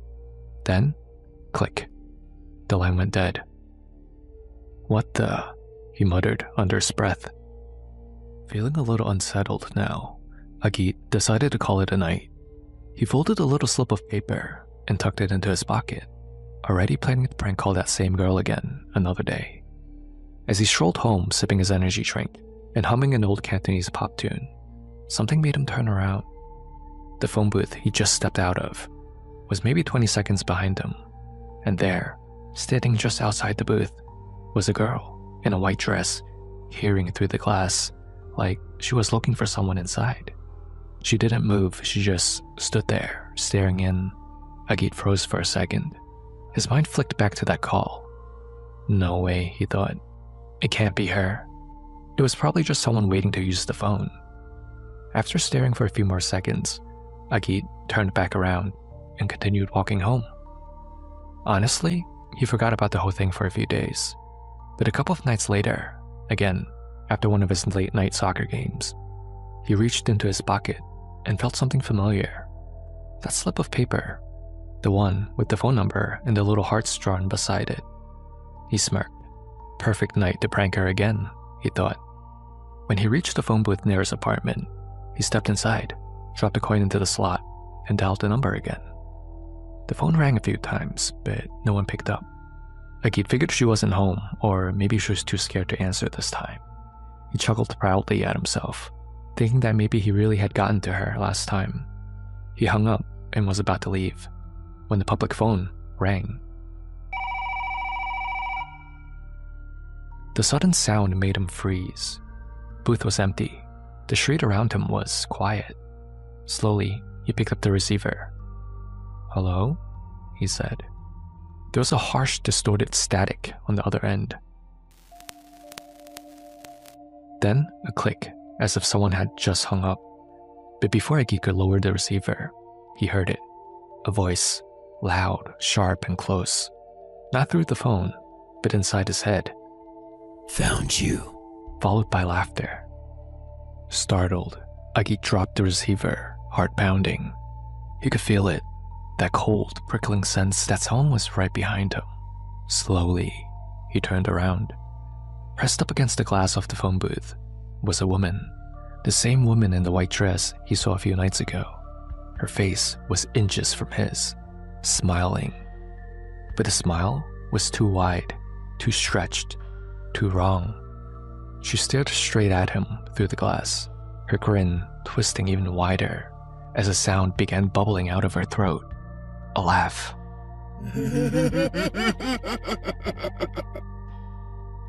Agit stumbled backwards and fell to the ground. Terrified, he scrambled out of the phone booth, crawling at first, then running for his life. He didn't dare look back. What if she's chasing me, he thought. His legs burned as he sprinted toward home, his mind repeating over and over, "This isn't real. This can't be real. I'm dreaming. I have to be dreaming." The whole incident shook him so badly that he swore off prank calls altogether. But it wasn't over. It was only the beginning of a string of strange events that would haunt him for months. One night, after another late-night soccer game, Agit was walking home as usual. When he reached the familiar street corner, he saw the phone booth again. His chest tightened. Memories of that night flashed through his head. Her face against that glass, that awful grin. He forced himself to look away and quickened his pace. That's when he heard it. Footsteps. Short, deliberate, following right behind him. He spun around quickly, but the street was empty. No one was there. He turned back and kept walking, trying to calm down. But the footsteps started again, matching his pace exactly. When he stopped, they stopped. When he walked, they followed. Now, terrified, Agit broke into a brisk walk, then a jog. And the phantom steps quickened with his, growing louder, closer. Finally, he couldn't take it anymore. He ran, sprinting down the street, heart pounding. He darted across the road toward his apartment building, not noticing a car turning the corner. Tires screeched. The driver slammed on the brakes just in time as Agit stumbled backwards and fell hard onto the street. The driver jumped out, furious. "Are you crazy? Playing tag with your girlfriend this late at night?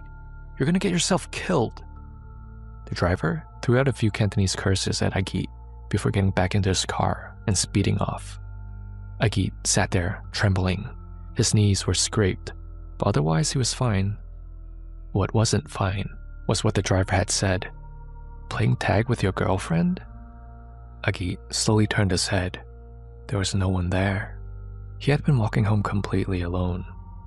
Things only got stranger as the days went by. Agit began seeing things that weren't really there. When he showered, sometimes he caught a faint outline of a figure standing just outside the curtain.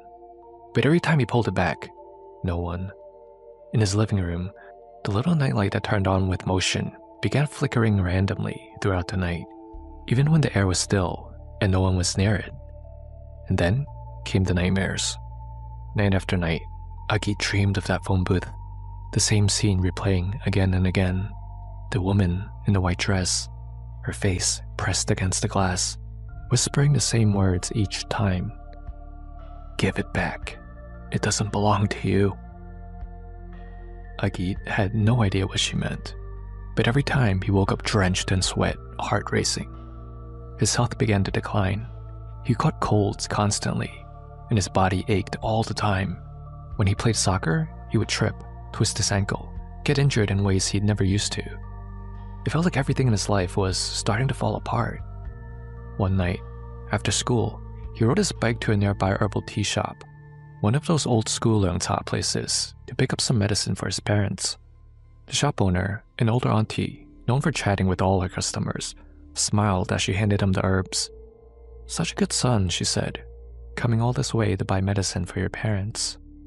As Agit paid and turned to leave, she called out again. "Hey young man, take some of these cookies. A friend gave me too many. You can share them with your girlfriend on your way home." Agit froze. "Girlfriend?" he repeated. "Yes, that girl you came with. She was sitting on the back of your bicycle when you arrived," the auntie said cheerfully, wrapping the cookies and tucking them into his bag of herbs. "Don't be shy. Share them together." Agit's mouth went dry. He didn't even try to explain. He just nodded weakly, thanked her, and walked out. He couldn't bring himself to ride the bike home. He simply hung the bag of herbs and cookies on the handlebars and walked the bike home the whole way back, trembling the entire time. That was the last straw. Agit didn't know what was happening to him, but he knew, without a doubt, something was very wrong. That night, as Agit tossed and turned in bed, he couldn't stop thinking about that recurring nightmare. "Give it back. It doesn't belong to you." What did she mean? Give what back? He He's never stolen from anyone before. And then it hit him. The slip of paper. The one he found in the phone booth. That was the only thing he's ever picked up that wasn't his. It was already close to 11 o'clock, and he couldn't wait until morning. Quietly, he snuck out of his apartment, the folded piece of paper clutched tightly in his hand. When he reached the phone booth, he froze. There was already someone inside. At first, he thought the man was just making a call. But as Agit got closer, he realized this man was frantically searching around the phone, checking every crevice and corner. "Excuse me, sir," Agit said softly. "Are you looking for this?" The man, maybe in his late 30s, looked up. The moment he saw the slip of paper, his eyes widened, filled with relief. Yes, thank you, young man. Thank you so much." He reached out and took the paper gently, as if it was something precious. "I'm sorry," Agit said. "I didn't know it was important. May I ask why?" The man stared down at the faded note, a faint smile forming on his lips. "It's alright," he said quietly. "You wouldn't have known. It's not the number that matters. I know it by heart." He paused. "This belonged to my late fiancée. When we first met, our families didn't approve of us. She wrote her number down on this paper, and I hid it here, at this very booth, where I would sneak out at night to call her. She passed away not long ago. I came back to find it, to keep it close, as a memory." Agit stood there, speechless. In that moment, everything made sense. The voice on the phone, the footsteps, the woman in white. It was her, searching for that piece of herself that had been left behind. The man thanked him again and walked off into the night, clutching the paper close to his chest. Agit remained standing by the booth for a long time, the quiet hum of the streetlights surrounding him. From that night on, the nightmares stopped. The motion light in his living room stayed still. The strange sickness faded away. And Agit never, ever made a prank call again. So, Hong Kong horror fans, what do you think happened here to Agit? Please pause the video here and let me know what you think in the comments below. Alright, so what do I think happened here in this incident? Let's break it down together from a Chinese cultural point of view. In Chinese belief, objects carry spiritual resonance, what we call linghei, something deeply tied to emotion, like that slip of paper with the lover's handwriting, can retain part of the person's energy even after death, especially if the person passed away suddenly or with unfinished longing. The energy doesn't fully cross over. When Agit picked up that slip of paper, he wasn't just taking a note. He had unknowingly taken possession of a spiritual link between two souls, the man and his late fiancée. To her spirit, it felt like someone had stolen a piece of her connection to the mortal world. That's why she kept saying, "Give it back." The misfortunes that followed, Agit's health declining, the accidents, the constant nightmares, all fall under what elders would call soiwan, a run of bad luck brought on by disturbing the dead. It's believed that when a living person interferes with something belonging to the spirit world, their yang energy weakens, letting yin entities draw near. But notice, once you return the paper to its rightful owner, everything stopped. In Cantonese culture, that's known as wan mat wan wan, returning the object, returning the soul. When balance is restored, the spirit can finally rest, and the living person's luck returns. So in the end, Agit wasn't cursed for being cruel. He was punished for being careless. A prank that seemed harmless crossed the boundary between the living and the dead. And that's something our ancestors always warned us about. 玩得太過火會惹靈上身. When you play too far, the spirits might start playing back. In Chinese culture, the act of calling someone carries a symbolic weight. The phone itself is seen as a kind of channel, a line that connects two spaces. When you speak through it, your voice and intent travel through invisible currents, what older generations might call yin pathways. That's why we sometimes say, don't answer strange calls at midnight. The belief is that certain hours, especially between 11 p.m. and 3 a.m., are when yin energy is strongest. When Agit dialed that number, he wasn't just dialing the phone. He was unknowingly reactivating a spiritual link that belonged to someone else. That slip of paper he found in the booth, wasn't an ordinary scrap. It was a token of attachment, an emotional anchor left by the woman and her fiancé. In life, that number represented their connection. In death, it became a bridge that still tied her spirit to this world. The moment he dialed it, it could be very possible that his voice became the first living one to call her again. To her restless spirit, that sound was a summons. Think of it as lighting an incense in the wrong place. You might not mean harm, but you still invited something that remembers the scent. By calling her number, he opened the door for her to find him. And when she said, "I'll come find you," it wasn't metaphorical, it was literal. The prank call also mirrors a core Chinese superstition: don't mock the unseen. When you speak playfully about spirits or pretend to interact with them, boundary between jest and invitation blurs. The spirit world doesn't always understand humor. It responds to intent and sound. So to the woman's lingering soul, Agit's flirtatious "I'm downstairs, come open the door" could have sounded like the voice of her lover calling her once more. That's why she appeared. She wasn't vengeful at first, she was simply answering. And when she realized the voice wasn't her fiancé, but a stranger playing a prank, her sorrow turned into rage and confusion. That's when her spirit began to cling to him, following him home, echoing in his dreams, demanding what was taken. This is what we call 接星层面, seeking someone through a borrowed voice. It's when a ghost uses the voice or vibration of a living person to locate a connection it's lost. So the moment that Agit made that first prank call became the signal. He unknowingly carried her presence with him until he finally returned what was hers. Once he restored that slip of paper, the final physical link to her memory, the balance was restored. The spirit no longer had to search. And that's why all the hauntings stopped. So the next time you pass by a ringing payphone late at night, maybe just keep walking. You never know who might be on the other line, still waiting for a call that was never meant for you.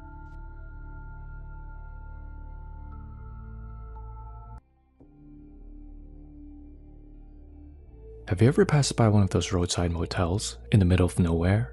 It usually looks empty and falling apart. Do you ever wonder, how does a place like this even survive? Sometimes they don't.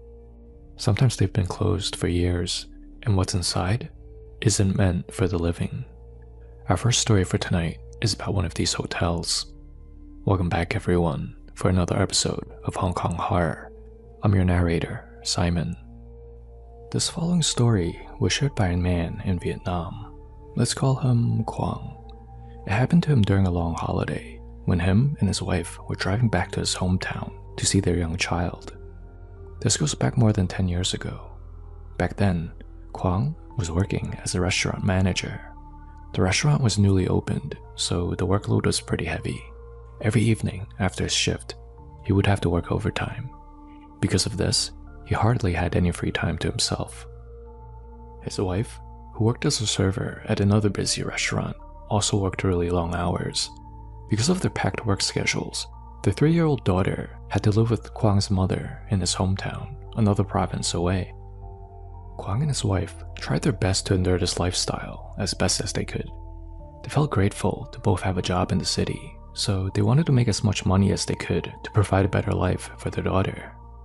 One Friday night, Quang and his wife had their first break in many months. That evening, after work, as Quang and his wife were eating dinner in front of the TV, his wife mentioned that they should take a drive down to see their daughter tonight, since they finally had some time off together. Quang really wanted to see his daughter as well, but he was also so exhausted from work. All he really wanted to do tonight was to enjoy his dinner, take a hot shower, and go to bed early. But as tired as he was, he knew his wife was right. They have to really take advantage of this rare time off from work. So he said, "Alright, let's go pack some stuff and head out." His plan was to drive through the night, arrive super early, and spend the whole day with their daughter. After they quickly packed some clothes, they set off around 11 p.m. Quang drove fast since the roads were pretty much empty during this time of night. Eventually, after speeding a bit, they made much better time than expected. When they were only 2 hours from his hometown, Quang suggested, "Hey, why don't we find somewhere to sleep first? If we get there now, it'll be 3 or 4 a.m. My mom will have to wake up and open the door for us. We won't be able to sleep until dawn, so it's probably better we try to find a spot now and get some rest until morning and arrive refreshed." His wife agreed. So, they slowed down and kept an eye out for some local signs for motels or hotels in the area. Eventually, they saw an old rusty sign pointing down a side road saying there was a hotel inside. It was the only sign they've seen for miles, so Kwang turned in. They drove for miles down this isolated, rural road, with no hotel in sight. They kept driving and driving, but all there was were trees and brush, but no hotel. "That must be an old sign. The hotel must be gone. There's nothing here," Kwang's wife said. Kwang agreed, and they decided to turn back and get back on the main road and try to find another hotel for the night. Kwang slowed the car down and carefully did a U-turn to start heading back on the main highway. As they were driving back, about a mile later, to their surprise, they saw the hotel on the side of the road. "That's strange," Kwang thought. Neither of them noticed this hotel the first time around. How is this possible? Were they both that tired that they both missed this large hotel standing right there? Kwang and his wife looked at each other with a confused look on their faces. But it was really late, and they were both desperate to take a hot shower and sleep in a soft bed, so they brushed it off and pulled up into the hotel parking lot. It wasn't a 5-star hotel by any means, probably not even a 3-star hotel, but it'll do for the night. It was tall, about 6 or 7 stories. The lot was completely empty, so they pulled into a random empty spot and shut off the engine. He turned to his wife and said, "Alright, let's rest here for a few hours before we get back on the road." Kwang's wife looked out the window at the strange hotel with some hesitation, still a little weirded out about how both of them missed this large structure the first time they drove by. But it was really late, and it would probably take them a really long time to find another hotel in the area, so she reluctantly agreed. They both hopped out of the car, grabbed their weekend getaway bag, and started walking toward the entrance together. Kwang's wife wrapped her arms around his as they were walking and asked, "Why are there no cars parked here at all? And why is the atmosphere so creepy?" She wasn't wrong. The surrounding area was forested, and the road was dirt. The hotel looked old and eerie. Kwang was a bit creeped out too, but he brushed it off. He also didn't want to let his wife know that he was a little creeped out too, because that might make her even more scared. "It's just how the countryside is. I've stayed at many hotels like this," he said. In reality, Kwang's never stayed at a hotel like this before. She didn't look convinced, but followed Kwang's lead inside. Kwang pushed the front door open, and they made their way into the lobby, which was empty. Kwang rang the bell at the front desk. Moments later, an older woman emerged from the back room with a smile on her face.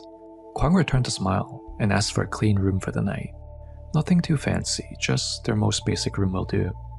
She opened the book, wrote out Kwang's name by hand, and handed him a key for the 3rd floor. As Kwang and his wife turned to head up to their room, she called out, "When you reach the stairs, take one item from the box and bring it upstairs." Kwang had no idea what she meant, but near the stairs, he saw an old cardboard box full of envelopes and papers. It looked like discount coupons or something like that. Kwang ignored it, but his wife, who was fond of freebies, grabbed one. They reached their room and began settling in. Kwang hopped in the shower first, since he was more tired from such a long drive. As he was showering, he suddenly heard his wife scream. He rushed out, soaking wet, to see what the heck happened. She had opened the envelope she took from the box downstairs. Inside was a red talisman.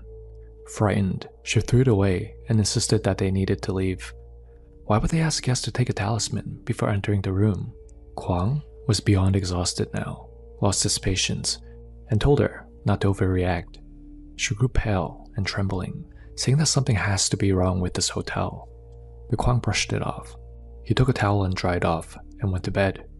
He was so tired, he passed out the second his head hit the pillow. He doesn't remember how long he was out for, before he felt like he was suffocating, as if drowning. He jolted awake, and the drowning feeling disappeared. It must have just been a nightmare. His wife was fast asleep next to him. and all was quiet and still in the room. As Kwang rolled over to his side to try to go back to sleep, he heard a strange noise by the door. It sounded like someone was trying to unlock the door. Kwang laid there in the dark for a few seconds, just listening. It was clearly the sound of someone trying to open the door. He slowly sat upright and shouted, asking who was there. A voice replied, "Room service. I'm delivering something someone ordered." Kwang sat there confused, at first thinking maybe his wife ordered food before she fell asleep.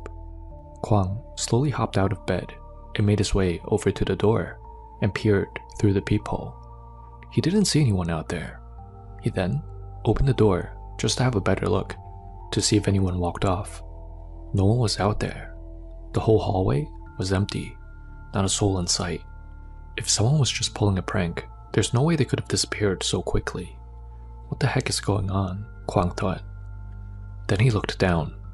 There was a food serving tray, and on the tray, there were plates full of decaying food. Terrified, Kwang shut the door, still trying to figure out who was trying to prank him this late at night. He looked through the peephole one more time, but this time, there was someone standing outside. It was someone in the hotel uniform, standing out there, smiling in a very unnatural way as he was staring at the peephole. Kwang quickly opened the door again to confront this person, to ask them why they dropped off this decaying food at the door. But as soon as he opened the door, there was nobody there again. Really confused now, Kwang turned back to the bed, ready to wake his wife to tell her what was going on. But to his surprise, he saw her standing on the bed, tying a rope to the ceiling fan, about to hang herself.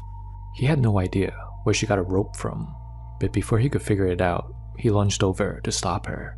She was crying hysterically, saying she had a dream of someone telling her not to leave the room, and that if she wanted to survive, she must hide under the bed. She wasn't making any sense at all. She crawled under the bed.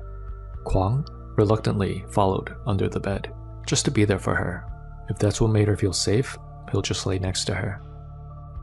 Kwang laid there, under the bed, next to his wife, who seemed to be falling asleep after her strange outburst. Kwang wasn't going to get any more sleep tonight, as he was still trying to figure out everything that was happening. That's when the stench of rot filled the air. Kwang tried to shake his wife awake to ask if she smells it. That's when he looked over and saw that the person next to him was not his wife at all. It was a dried corpse with sunken eyes, leathery skin, and bone-thin limbs. Horrified upon seeing this, Kwang bolted from the room, screaming for help. Some guests peeked out of their rooms. One man came in, checked under the bed, and told Kwang to look again. When he did, there was nothing there. Totally empty. No wife, no corpse, nothing. So, where did his wife go? Kwang ran downstairs and found her sleeping in the car. Shocked, Kwang asked how she ended up sleeping in the car when she was just sleeping under the bed a few minutes ago. Confused, she had no idea what Kwang was talking about. She said she had gone to sleep in the car a while ago because she felt too uneasy to stay after seeing the talisman. She saw Kwang sleeping so peacefully after his shower, so she didn't want to wake him and went to sleep in the car herself. Kwang, terrified now, told her to drive them away immediately. As they left, Kwang looked back. The hotel was dark and looked abandoned. There were no lights. The entrance that they had just used last night was now overgrown. Even the roadside sign that led them in was gone. Now, it was just an empty post. Later, Kwang learned that the hotel had been closed and abandoned since 1992. So who were the people that they saw that night? The woman at the lobby, the man who said he was delivering food, the person who tried to help Kwang. Were they all illusions or something else? To this day, Kwang never went back. Some of his belongings are still there. He left in such a hurry that he left his small bag of clothes and even his wallet. So, Hong Kong horror fans, what do you think happened here to Kwang and his wife? Before listening to what I think happened, please pause the video here and drop a comment on what you personally think happened. Alright, so what do I think happened here from a Chinese cultural perspective? There were a few key points in the story that lead me to believe that this hotel most likely had some unnatural deaths take place on the property before it was abandoned. Murder accidents, and people ending themselves are common tragedies that occur at hotels. Even after it's abandoned, the hotel still retains these imprints of these incidents. We often say that buildings remember violent deaths. From Kwang's experience, it seemed that he ran into quite a few different spirits on the property. Some of these spirits could have been related to the original deaths that took place here. Some of the others could be totally unrelated and might not even have died at the hotel to begin with. They may have been attracted to the area after it was abandoned. Abandoned buildings often become magnets for wandering spirits. Do you know why this is? It's because of the energy. Abandoned places are usually very yin-heavy. It's dark, still, damp, and forgotten by the living. Yin energy attracts yin, so ghosts, especially wandering spirits that have no descendants to honor them, might move in. So what about the talismans that the old woman told them to take before they went to their room? You might be thinking, I thought ghosts are usually scared of these talismans. So why were there talismans in this hotel? Yes, you would be right.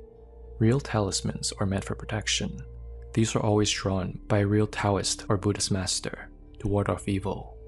In this case, I don't believe these talismans were real talismans, but rather inverted protection talismans or traps. Spirits sometimes mimic rituals of the living, reproducing things they once saw in life, like burning incense or posting talismans, but their versions are often twisted with yin energy. These talismans were most likely something called yamfu, yin talismans. This does the exact opposite of what a real protective talisman does. Instead of repelling evil spirits, it'll draw them in instead. What about the part with the strange hotel worker and the decaying food? When Kwang looked through the peephole and sees the hotel worker, that was a direct spirit confrontation. Zhongce. Peepholes and mirrors are pretty dangerous because they frame and focus yin energy. Looking through one is like inviting the spirit to lock eyes with you. The fact that Kwang opened the door again and no one was there is a concept called guaidachang. He was seeing into the ghost's world, but that vision didn't exist in the physical space. If you recall from my previous episode, guaidachang directly translates to ghost hitting the wall. It's a term used when you experience things like walking or driving somewhere, and then suddenly you lose your sense of direction. Or no matter how much you walk, you keep returning to the same spot. Also, when the road seems endless, signs disappear, or when you're doing something and suddenly you look at the clock and you realize that a bunch of time has passed, even though it only felt like a few minutes have passed. Ghosts are believed to be able to trap humans in loops, such as these. It's not hallucination, but a yin world overlay. You're still in the real world, but your senses are hijacked. Not to get too off topic here, if this ever happens to you, there are some traditional methods to break free from this illusion. You can turn your clothes inside out. This supposedly disrupts the illusion. If you have a lighter, light it, as fire represents yang energy. Or you could try placing a bit of soil in your mouth to ground yourself back to the living world. Alright, so going back to Kwang's experience. The decaying food he saw outside his room was very symbolic. Food is very symbolic in Chinese ghost culture because hungry ghosts, all guai, crave offerings because they died with strong attachments or suffering. I believe the spirit was telling Kwang, this place is not for the living, just like how this food is not meant for the living, but it's for us. In a way, it was telling him to leave.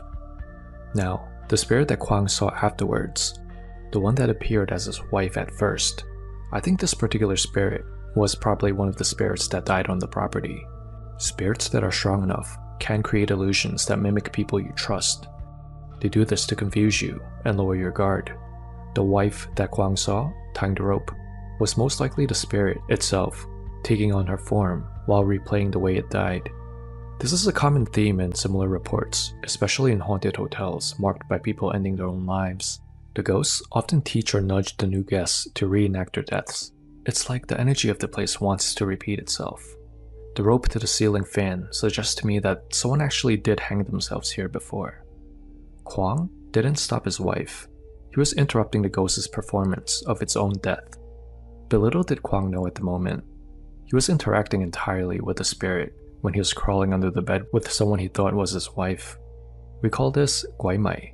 This translates to ghost bewilderment. where a person is trapped in an illusion until they break free. The wife under the bed turning into a corpse. That was the moment this illusion broke. Alright, so what about that man that came out of the room to help Kwang? First of all, if you recall, there were no cars in the parking lot when Kwang and his wife first arrived, so how can there be so many guests at this hotel? They were out in the middle of nowhere, so I highly doubt that real guests walked for hours just to come to this hotel. So that leads me to believe that everyone here were spirits. In haunted properties, not every ghost appears scary. Some will pretend to be ordinary people, neighbors, hotel guests, even staff, in order to gain your trust. They sometimes want to toy with humans, giving false reassurances, making you question your sanity, and sometimes leading you in circles until your yang energy weakens. I think Kwang and his wife chose the wrong place to stay that night and bumped into not one, but multiple entities. The property itself was probably haunted, which could be related to why this hotel was abandoned in the first place. If you're ever on a long drive and you see one of these rundown hotels with no lights, no cars, and that heavy feeling in your chest, just keep driving, because some places don't welcome the living anymore.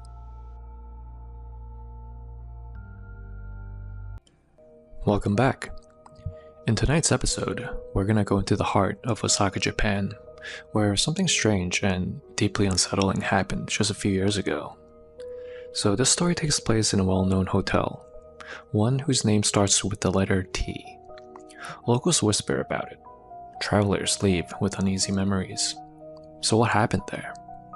Well, let's just say it's the kind of experience that makes you never want to stay alone in a hotel room again. Let's dive in. Back in 2019, a Japanese musician, we'll call him Paul, was in Osaka for a short business trip. He wasn't exactly a celebrity, not a household name, more of a D-lister really, someone you might vaguely recognize on the street, maybe from a late-night music show or an opening act of a small concert. He was one of those artists grinding it out, still chasing that big break. Now, Paul was no stranger to this particular hotel. Every time he came to Osaka for work, he booked the same place, without fail. It wasn't fancy, but it was convenient. It was close to all of his favorite restaurants, and more importantly, just a short walk from the venue where he usually performed. On this particular trip, Paul didn't bother booking ahead of time. He figured he could just walk in and get a room, like he always did. But this time, things didn't go as planned. When he arrived, the front desk staff politely informed him that all of the rooms were fully booked. Paul didn't take it well. He was known to have a bit of a temper, and it showed. He raised his voice, demanded to know if they had any idea who he was. "I'm pretty famous, and I'm practically a VIP here," he snapped. "I stay at this hotel every time I'm in Osaka. You have to find me a room. Any room. I don't care what it is. Figure it out, and make it happen." Now, if you know anything about Japan, you know this. Customer service is everything. Even when faced with difficult guests, staff will go above and beyond to accommodate you, especially if you're a regular. And so, they did. The hotel staff kept glancing at the screen and then at each other. Paul stood there, arms crossed, tapping his feet impatiently. After a few minutes of quiet murmuring behind the counter, one of them finally looked up with a polite smile. "Sir, we were able to resolve the issue. We found you a room." Paul snatched the keycard, grumbled something under his breath, and made his way to the elevator. The room was small, smaller than what he was used to, but that didn't matter. He wasn't planning to spend much time there anyway, just a place to crash between rehearsals, meals, and the show. But the moment he stepped inside, he noticed it. A strong scent hanging in the air. Not perfume, not cleaning solution. It was incense. The kind people burn during prayers or memorials. It wasn't exactly overwhelming, but it clung to the walls. It lingered. Paul wrinkled his nose. Weird, he thought. But he did say any room will be fine, and to the staff's credit, they made it happen, so he let it slide. Paul didn't waste any time. He dropped off his luggage, freshened up quickly, and headed right back out. One of the reasons he always stayed at this hotel, aside from the venue, was the location. It was only a few minutes' walk from one of the busiest streets in Osaka. Bars, restaurants, KTV lounges, pachinko parlors, you name it. Everything lit up in neon. The city buzzed with life even after midnight. He met up with a few of his buddies, grabbed a late-night dinner, and drank well into the night. By the time 2 a.m. rolled around, Paul was full, tipsy, and just ready to crash. He said his goodbyes, tossed his jacket over his shoulder, and made his way back to the hotel. Just a short walk, one of the perks of staying in his usual spot. But this night was going to be different. When Paul got back to his room, he didn't even bother washing up. He kicked off his shoes, tossed his jacket onto the chair, and collapsed onto the bed. His head was spinning slightly, still a little buzzed, but mostly just exhausted. And the moment his head hit the pillow, he groaned. Ah, seriously? He sat up, confused. Did one of my friends follow me back? He stumbled over to the door and looked through the people. Standing outside was a hotel employee, uniform pressed, hands clasped politely in front of him, just standing there. Paul blinked. What the hell? Why would the staff be looking for me at this hour? His mind raced. Did something go wrong with my credit card payment for the room? Did I maybe forget to sign something? Then another thought crept in. Maybe he's a fan. That happens sometimes. Wants an autograph maybe. Maybe even a photo, who knows? The man outside must have heard Paul lean against the door, because without knocking again, he suddenly spoke. Excuse me, sir. I apologize for the late night disturbance. The front desk sent me.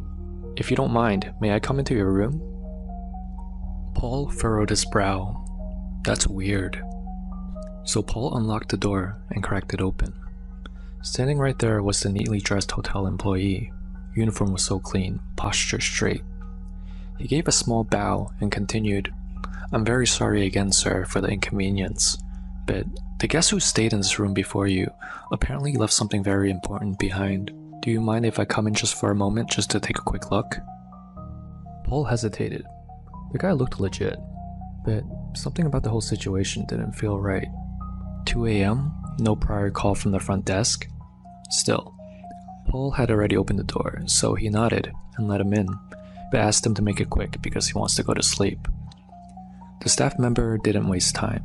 He stepped into the room and began searching frantically, checking drawers, behind the curtains, even crawling halfway under the bed. Paul just stood there, confused and annoyed, watching this guy scour the small space like he'd lost something important. After a couple of minutes, the man stood up, gave a deep bow, and apologized again. Then he left. Paul was irate now. Okay, what the hell is going on? It was almost 3 a.m. now, and hotel staff were barging into his room, looking for mysterious items left by somebody else. He collapsed back on the bed, hoping to get some sleep now. Then, his eyes shot open. You've got to be kidding me. He stomped back to the door and looked through the people again. Same guy, same uniform, same stiff posture. Sir, I apologize. May I come in to look for something the last guest left behind? Paul opened the door again, but before he could say anything, the man rushed past him and began searching the room again, retracing every single step he did before. Under the bed, behind the curtains, every drawer, nothing. Another deep bow, another apology, and just like before, he left. Paul slammed the door shut and stood there, his hands clenched. Now he is pissed. They're messing with me. That was the only explanation. He picked up the room phone and dialed the front desk, barking into the receiver. Get someone up here now. I'm done playing games. 3 staff members arrived minutes later, all bowing deeply as Paul stepped out into the hall. We're very sorry for the inconvenience, sir. How can we help? Paul's voice cracked with anger. Help me? Are you serious? One of your coworkers has come into my room twice in the middle of the night, barging in to look for some forgotten item from a previous guest. He didn't even wait for me to say yes the second time. He just rushed right in. What kind of manners is that? There was a long pause. One of the staff, a younger man, looked up slowly and asked, "Sir, if you don't mind me asking, do you remember the color of his uniform? What color was his collar?" Paul blinked, caught off guard. His collar? Green. Yeah, green. The staff exchanged glances. Then the younger man pointed to his own collar. It was red. "Sir," he said carefully, "we haven't used the green uniform in over a year. Our uniform colors were updated last spring. No one here on our staff wears green anymore." Paul frowned. "Okay, so what are you saying? That the guy who came in doesn't even work here?" Silence. "Are you telling me that someone off the street just walked into my room twice pretending to be a staff? Because if that's the case, your hotel has a serious security problem." None of the staff seemed willing to say anything. They just stood there, nervous, avoiding eye contact, as if speaking the truth would stir something up. But finally, the young man who asked about the collar spoke. His voice was low. "Sir, there was an incident in this room a few years ago." Paul narrowed his eyes. The staff continued. "A guest once claimed they lost something valuable here. It turned into a pretty big deal. Security was called, and the blame fell on the young staff member. It was his first job out of college. He was publicly scolded by the manager, humiliated in front of other staff and guests, and that night he came into this room and hanged himself." Paul froze. "Since then," the staff member said, "there's been reports. Guests saying they've seen the same thing you pretty much told us just now. The staff was always polite, always apologetic." The young man lowered his gaze. "That's why this room was closed off. We don't normally rent it out anymore. Today is actually the anniversary of the staff's death. This morning, monks came into this room and performed a cleansing ritual." Paul stood there, completely still. The scent of the incense. That's why it was there when he first walked in. It all made sense now. Without saying another word, he grabbed his luggage, slung his bag over his shoulder, and walked out of the room. He didn't even check out, he just left, because no amount of convincing, no proximity to bars or venues was worth spending another minute in that room. Sometimes, when a hotel tells you that they're fully booked, don't push it, because that last forgotten room they somehow found for you, it might have been left empty for a very good reason. Our second story also takes place in Osaka. Yujin, who wasn't originally from there, had just moved to the city for college. He grew up in a different prefecture, and while his family didn't have a lot, they always tried to support him as best as they could. Every so often, they'd send him a bit of money, just enough to cover rent, groceries, and maybe a few school supplies. But that was about it. He wasn't struggling, exactly, but there was never anything left over for fun. No nights out, no splurging on games or clothes, just enough to get by. One day his friend said something pretty obvious. "Why don't you get a part-time job if you need the extra cash?" At first, Yujin wasn't too keen on the idea. He had just started college and really wanted to just focus on his studies, but the thought lingered. Yujin had always been into fashion, like really into it, and as much as he tried to brush it off, the idea of being able to afford a few nice pieces of clothing now and then, it was really tempting. Eventually, he started thinking, maybe working a few nights a week wouldn't be so bad after all. So Yujin asked his friend, "Okay, but what kind of part-time job would even be worth it? I need something flexible, something that won't mess with my classes." That's when his friend leaned in a little and said, "Well, there's this app." Yujin raised an eyebrow. "It's kind of weird, but you can rent yourself out as a boyfriend just for the day." Apparently, it was mostly older women using it. They pretty much pay to have a younger guy keep them company. They would take you out to dinner, take you to go shopping, maybe just walk around town for a little bit. And the pay? It's not bad at all. Whatever happens after that, his friend added, it's totally up to you. But honestly, most of the time, it's just dinner and a few hours of chatting. That's it, nothing sexual. It sounded strange, but also kind of harmless. And for someone like Yujin, who was quiet, polite, and pretty well dressed, it didn't seem like the worst idea. Later that night, back at his dorm, Eugen couldn't stop thinking about this app. How much could you really make doing something like this? He started doing some digging, went down a bit of a rabbit hole, scrolling through forums and message boards where real users shared their experiences. And that's when things got really interesting. One guy wrote about giving a shoulder massage to a client, nothing more, and walking away with 40,000 yen. That's almost $400. Another said just going out to dinner earned him 17,000 yen, and the meal was completely free. But the one that really caught Eugen's eye was a post where a woman had offered a deal. If you spent 2 hours with her, just dinner and a chat, she would let you pick out anything you wanted to buy, up to 60,000 yen. That's nearly $600. No strings attached, supposedly. It all sounded almost too good to be true. There were a ton of posts like that. Some people made even more. Eugen kept scrolling, eyes wide. For a broke college student, this was kind of a goldmine. No hard labor, no weird contracts, just hang out with someone for a few hours. Be polite, listen, smile, maybe give a massage if they ask nicely. But even that wasn't expected most of the time. And best of all, no strings, no pressure, and definitely nothing sexual. Just time, conversation, and free food. Honestly, it seemed like the perfect side hustle. By the end of the night, Eugen was sold. He thought to himself, why not? What's the worst that could happen? Eugen had always been told he was a good-looking guy. Sharp features, clean style, and kind of a quiet confidence that people naturally gravitate towards. But he never actually imagined that this would become a side hustle for him. Within just a few weeks of signing up, he was already getting tons of bookings.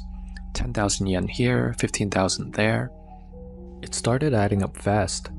And with each successful session, Eugen found himself getting more comfortable, even confident. He started carving out more time in his schedule, taking on extra clients whenever he could. The income was steady, the work was easy, and before long, he was hooked. For the first time since moving to Osaka, he felt like he was really living, eating well, dressing better, even saving a little on the side. As the weeks went by, Eugen started getting pickier with his bookings. He proved himself on the app and had good ratings, good manners, and now he only took the higher paying offers. And then, one evening, a new message came through. One that made his jaw drop. I'm a single woman, approaching 60 years old. I would love to book you for 3 hours. I want you to come to my house and cook for me. After we eat, I would like us to take a nap together. Don't worry, nothing sexual. I will pay you 300,000 yen if you accept. Eugen's eyes practically popped out of his head. 300,000 yen. That's almost $3,000. For 3 hours, he replied instantly. There was no location listed on the client's profile, so he asked, "Are you located in Osaka?" The client responded, "Yes." But after chatting a little more, it turned out that wasn't exactly true. They were about 2 hours outside of the city. Pretty far, honestly. But for that kind of money, Eugen figured he could take the bullet train, maybe even stay somewhere overnight if he had to. It was a lot for one job. He agreed. That's when things started to feel a little off. Instead of sending him a location, or a pin, or some kind of address, the client replied with something unexpected. A photo. It was a hand-drawn map, step-by-step directions from the nearest train station from her house, sketched in pencil on lined paper. Who still hand-draws maps these days? There were little arrows, labels like turn left at the stone lantern or turn right at this location, and even a note that said, if you reach the rice field, you've gone too far. Eugen just stared at it for a while, confused. Why not just send a Google Maps link? He figured maybe it was because she was older. Maybe she didn't know how to use smartphones very well. It was odd, sure. But 300,000 yen was a powerful motivator. So he shrugged it off. Probably just a harmless old lady, he thought. What's the worst that could happen? The next day, Eugen packed a small bag and headed out. He took the train to the station that the client had mentioned, some rural stop way out in the countryside. Once he arrived, he pulled out the photo of the hand-drawn map on his phone and began to follow it. At first, it seemed kind of charming, but after a while, it just started to drag. The roads were so long and narrow and dead quiet. No shops, no people, just endless stretches of empty land and scattered trees. It felt like he had been walking for hours. At one point, he muttered under his breath, "Where even is this place?" Just as he was starting to wonder if maybe he took a wrong turn, the final landmark on the map came into view. A crooked wooden sign with faded writing, just like it was drawn. He looked up, and there it was. Behind tall stone walls covered in creeping ivy was a massive house. More than that, it was a mansion, hidden all the way out here in the middle of nowhere. Eugen blinked, stunned. He wasn't sure what he expected, but it definitely wasn't this. Eugen walked up to the front gate and pressed the doorbell. A few seconds later, the intercom crackled to life. A woman's voice answered, calm and gentle.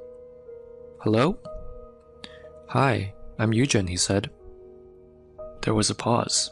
Then, she replied, "Oh, you're finally here. I've been waiting all day for you." Eugen hesitated for a second.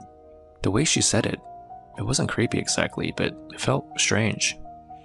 Before he could respond, she continued, "Please, come in. Just push the gate open, it's not locked." He reached out and gave the gate a gentle push. Sure enough, it creaked open without resistance. He took a deep breath and stepped inside. As Eugen approached the front door, it opened before he could even knock. Standing there was a woman. She had told him that she was approaching 60 and didn't give him her exact age, but looking at her now, Eugen was surprised. She didn't look a day over 45. She was elegant and well-dressed, and clearly someone who took care of herself. She smiled warmly and stepped aside. "Welcome, please come in." The inside of the house was incredible. It was spacious, pristine, and quiet. So quiet. To the left, Eugen noticed a guest room with a neatly made bed and sunlight pouring in through the wooden blinds. To the right, there was a massive tatami room, wide open and almost museum-like in how perfectly aligned everything was. It was the kind of home you only see in the movies. "Wow," Eugen said, glancing around as they walked deeper into the house. "Your home is beautiful. Do you live here alone?" The woman gave a soft nod. "I do," she said with a smile. As they walked toward the kitchen, they passed by another room on the left. Eugen slowed down a little bit. Curiosity got the better of him. How do rich people really live, he wondered. He peeked through the open hallway. It looked like a prayer room. The lights were dim, but inside was a stunning altar. Intricately carved, polished to a soft glow, with a large statue of the Buddha sitting at the center. Incense sticks sat in the holder, long burned out, and golden ornaments framed the shelves. It was beautiful. Wow, Eugen thought, this is next level. But then, something caught his eye. Right in the center of the altar, just beneath the Buddha statue, was a framed photo that caught his attention. But the longer he stared, the more his chest tightened. It looked like him. Same hair, same face, same facial structure. Eugen's heart skipped a beat. Is that me? He thought. No, it can't be. It just looks like me, right? The more Eugen thought about the photo, the more uneasy he felt. His mind raced. Was that really me? Am I overthinking this? But no matter how he tried to reason with himself, that sinking feeling wouldn't go away. Still, he couldn't show it. The woman was standing right there. He forced a smile as she looked at him and said cheerfully, "Take a seat. I'll grab the groceries." Eugen nodded and sat down on the couch, doing his best to act normal. He glanced around the living room. Everything perfectly arranged, like a model home. But even in all that beauty, something about the place felt off. Too quiet, too still. A few minutes later, she returned with 2 large bags of groceries and laid everything out on the kitchen counter. Then she smiled and said, "All right, we can start now." That was part of the deal after all. So Eugen stood up, shook off that feeling in his gut, and made his way to the kitchen, trying to pretend nothing was wrong, even though every instinct in his body was screaming otherwise. At this point, Eugen had one thing on his mind: just cook the meal, eat it, receive his payment, and quickly get out of there. He moved quickly around the kitchen, trying to focus on chopping vegetables, boiling the water, and just anything to keep his thoughts busy. Behind him, he could feel her presence. She was sitting quietly on the couch in the living room, just a few meters away, watching him. Not talking, just watching.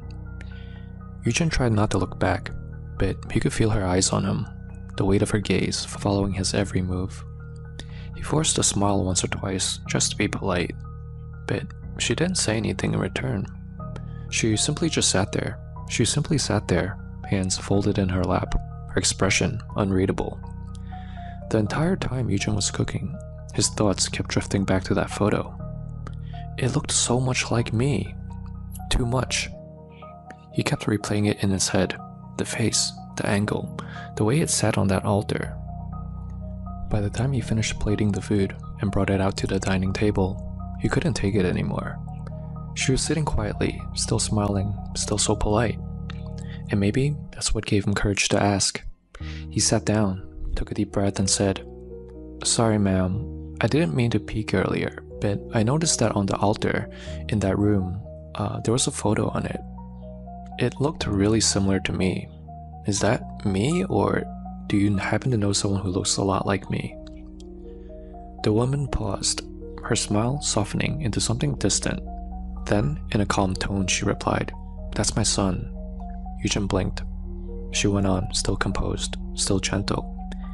"He was about your age when he passed away due to an illness. I really miss him terribly, still do. But one day, I was scrolling through that app, and I saw your profile picture. And for a moment, it felt like I was looking at him again." She looked at Eugen with a kind and sad warmth. "That's why I asked you here. I wanted to share a meal, lie down for a while, and just feel like I had my son with me again. Just for a few hours." She bowed her head slightly. "I'm sorry if that's strange." At first, Eugen felt a wave of guilt. Maybe he had overthought everything. Maybe this was just a grieving mother trying to feel close to her son she lost. It was a tragic story, a little odd, but understandable. Maybe I'm just being paranoid, he thought. But even as he tried to convince himself, something didn't sit right. The way she talked about her son's death. So calm, so composed. And then, that smile. It wasn't warm. It was broken. It was just off. Subtle, but wrong. After dinner, the woman stood and smiled at him again. "I'll take care of the dishes," she said. "You can just relax a bit." Eugen nodded and stayed seated on the couch, still uneasy. As she moved to the kitchen and began rinsing the plates, Eugen quietly pulled out his phone. He went to a website he had heard about, one that lists homes in Japan where deaths have occurred. It's a public database, updated regularly. All you need is the address. He typed it in, and then, there it was. This house was listed. He tapped to expand the details. His eyes scanned the screen and froze. Cause of death: mother with psychological history murders son with kitchen knife. Deemed mentally unfit to stand trial. Not incarcerated, still residing at the property. Eugen's stomach dropped. It all made sense now. Why she didn't give him an address. Why she hand drew a map. She didn't want him looking up any information about the home beforehand.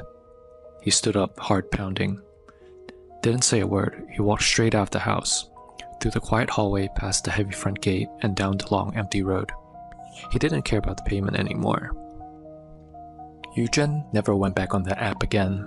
Not after that. And from that day forward, he never ignored that uneasy feeling in his gut.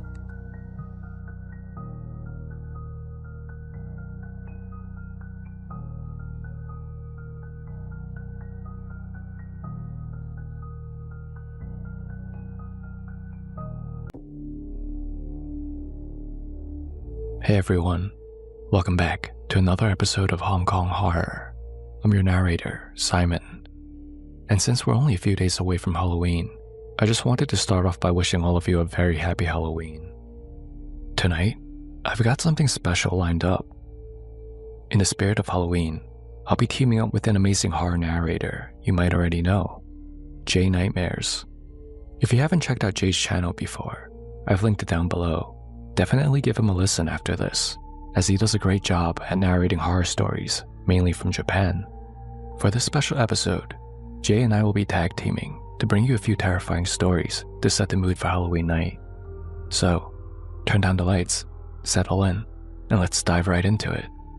I'll start off the episode with a story from Hong Kong. Then, I'll turn it over to Jay. Before we begin tonight's first story, I just want to give a heads up. This one leans on the darker side. Some parts may be disturbing for certain listeners, so please, viewers' discretion is advised. What place comes to mind when you hear the word curse or black magic? For many in Hong Kong, the answer points south to Southeast Asia, where gong tao or curses are said to be ancient, deeply rooted, and terrifyingly effective. More specifically, Thailand. Now, Thailand isn't the only place in the region associated with sorcery, but it carries one of the strongest reputations. In Southeast Asian folklore, Thailand is often known for its mastery of highly specific dark arts, from love curses and revenge spells to ghost raising, yuan guai zai, and binding charms that tie one soul to another. These practices sit somewhere between religion, superstition, and something much darker, a line that few dare to cross. If performed correctly, it's said that these rituals can bend fate itself. Hearing about the supposed benefits might sound tempting, but I'll say this: never, ever get involved with black magic, because everything comes with a price, whether you know it or not. And the story you're about to hear will show you just how high that price can be. This following story takes place in Hong Kong, though its roots trace back to Thailand. It's a story that's been passed around online for years, with a few different versions floating around out there. So some of you may be familiar with the story, but I think it will be new for most of you. The version I'll share with you tonight was shared by a man. Let's call him Alex. At the time, Alex was in his late 20s, just an ordinary guy dating his longtime girlfriend, Linda, for about 5 years. The two were young, broke, but deeply in love. Life wasn't perfect, but it wasn't terrible either. Alex worked a lot of odd jobs while trying to find something more stable, while Linda worked as a front desk receptionist at a small office. The pay wasn't great, but it was enough to keep them afloat. They lived simply, like so many young couples just trying to get by. Money was tight, but they never let that come between them. They were so deeply in love that none of it really seemed to matter. On weekends, they would find little ways to enjoy themselves: picnics at the park, late-night walks through the city, or just window shopping downtown. They didn't have much, but they had each other. And for them, that was enough. One day, Linda started feeling really tired.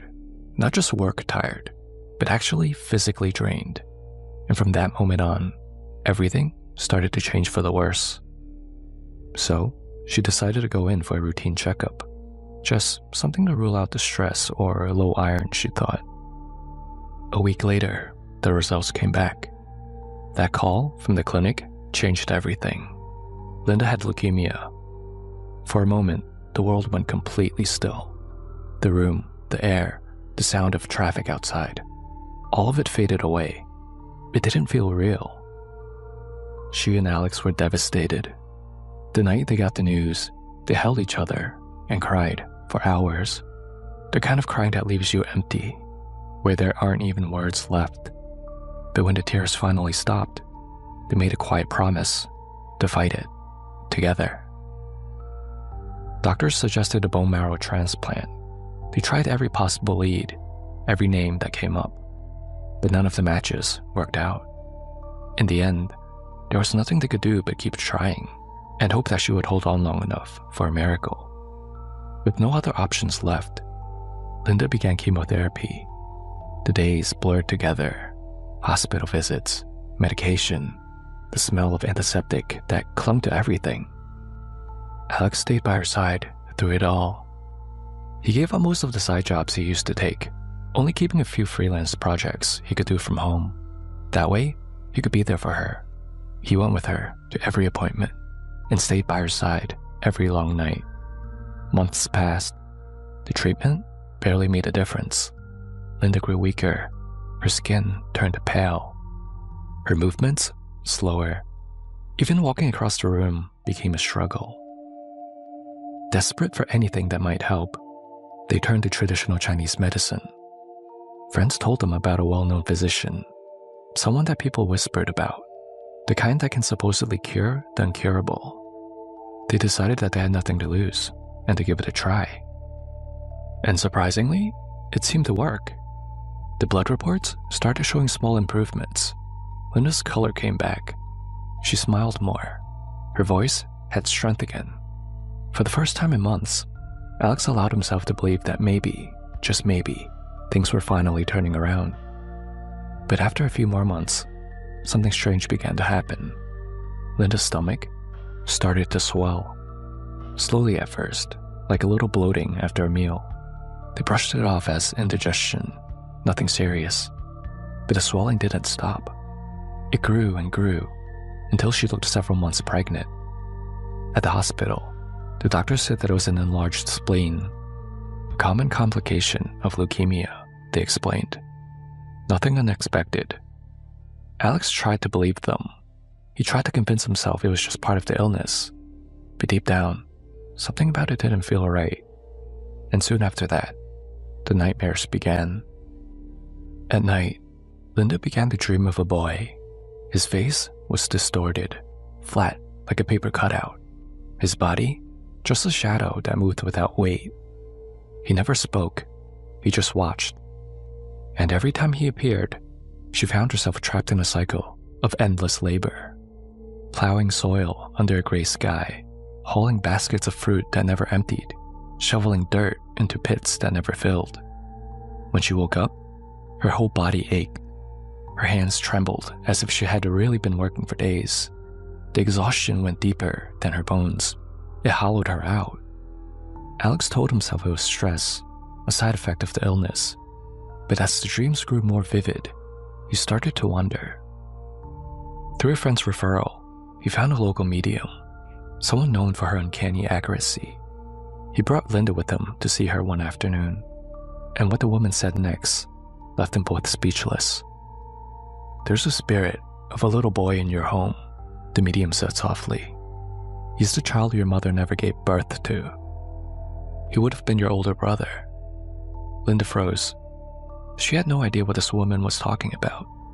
Her mother had never mentioned anything like this. That night, she called home. At first, her mother denied it, but as the silence stretched, her voice began to shake. Finally, she admitted the truth.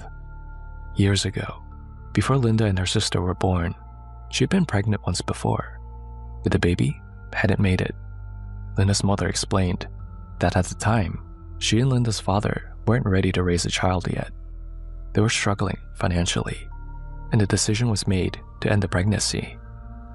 That night, Alex couldn't shake a thought from his mind. Could the boy in Linda's nightmare actually be that child? The spirit of her mother's unborn son? Now, a spirit twisted and trying to reach her from somewhere else? Through a friend, Alex was introduced to a Thai master living in Hong Kong, Master Gap. Master Gap was known for his involvement in an ancient practice known as Yang Guai Cai, raising ghosts. If you've listened to some of my previous stories, you might remember this is a dark art where a practitioner binds and controls the spirits of the dead, often children, fetuses, or restless souls, and keeps them as servants. Some use them for protection or wealth, others for spying, or worse. In Master Gap's case, he used them as scouts, spiritual messengers that could see what ordinary people couldn't. After listening carefully to Alex and Linda's situation, Master Gap performed a short ritual. His voice stayed calm, but his expression darkened. Through the visions of his spirits, he confirmed there really was a little boy in their home, most likely Linda's aborted brother. But the boy wasn't the one harming her. He wasn't angry or vengeful. He was simply there, confused, and caught in something far beyond his understanding. The real danger, Master Gop said, was something else. Something hiding behind the boy's presence, using him as cover. Whatever was behind it didn't want to be seen.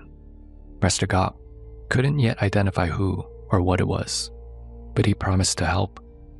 He prepared the talisman for Linda, drawn with red ink and strange markings, and instructed them to place it beside her pillow that night. Leave it there, he told them. Let it work while you sleep. Come back in a few days. That night, Alex and Linda followed his instructions exactly. They placed the talisman on the nightstand by her bed, and when they turned off the light, the room felt completely silent. That night, for the first time in weeks, Linda slept peacefully. The boy didn't appear. The nightmares, the endless fields, the shovels, the pain were gone. But something new took its place. In her dreams, a woman appeared instead.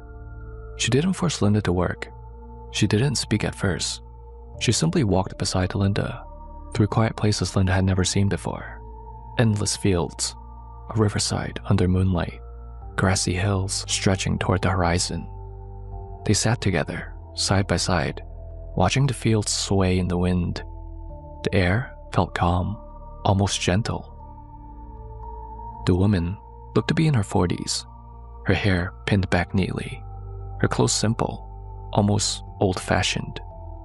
In the dream, Linda remembered asking her who she was.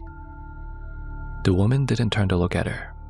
She just answered quietly, "Miss Chen." There was a long pause. The sound of the wind seemed to grow louder. Then, without moving, the woman spoke again. "This was not meant for you. I know you are innocent, and I'm sorry for what's happened. You are innocent, just like my daughter was. I'm only here to collect my debt." And with that, the dream ended. Linda woke up suddenly, her heart racing. The next morning, she and Alex went back to see Master Gop. With the talisman now in place, Master Gop's spirit children, his Guaizai, were able to see more clearly, and the truth began to surface. Back in the 1960s, there had been a family, the Chens. They were wealthy traders in mainland China. One night, Linda's father and several of his friends kidnapped Mr. Chen, forcing him to smuggle them across the border into Hong Kong. Afraid of being caught and punished for it, Mr. Chen fled with his wife and young daughter. But the journey didn't end well. Mr. Chen died while they were on the run. Not long after, their daughter also passed away. Finally, Miss Chen, shattered by grief, took her own life. For decades, her spirit wandered, consumed by rage, unable to find peace. She searched for the man who had destroyed her family, and when she couldn't find him, she found his daughter instead. But that wasn't the worst part. What Master Gop revealed next turned Alex's stomach. He said that Linda's own father had used Gong Tao against her. Gong Tao is pretty much Cantonese for a curse. To protect himself from Miss Chen's vengeance, he had turned his own daughter into a shield, binding her life essence as the vessel of his curse. Master Gop explained that this wasn't ordinary sorcery. Whoever had helped him was a master, someone who knew how to split a curse up into two halves, one bound the victim, and the other sealed inside a physical object.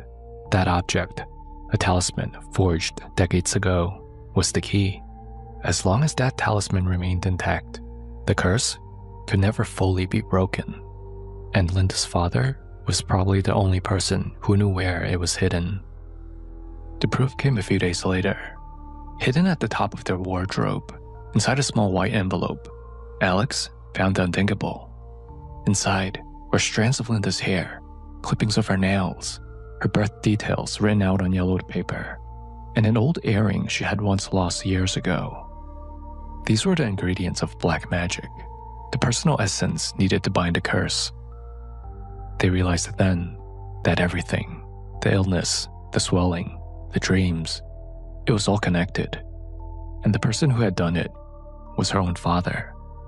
The physical talisman that anchored the curse was still missing, most likely hidden somewhere he thought no one would ever find it. Without it, the curse couldn't be undone. From that point on, everything began to spiral. Strange things started happening in their room. Random insects appeared even though no food was left out. Every single night, in the exact same spot on the floor, they would find another dead cockroach, as if someone had placed it there. Once, Alex even saw one crawl in alive. It staggered, slowed, and died the moment it reached that spot. When they confronted Linda's father, he denied everything, growing furious that they'd accused him of such a thing. His anger seemed more defensive than shock. But as Linda's body grew weaker, her father's luck only seemed to rise. He started winning lotteries, not once or twice, but again and again. Almost every ticket he bought hit some kind of prize. Neighbors talked about how lucky he became, laughing about it in front of his gate. Meanwhile, Linda's nightmares returned. This time, she was alone, working endlessly under a burning sun, without a boy or a woman beside her. Her strength faded day by day, until one morning, she coughed violently, and blood spilled from her mouth. Alex rushed her to the hospital, but deep down, he knew something far beyond medicine had taken a hold of her. In the hospital, Linda told Alex something that made his blood run cold.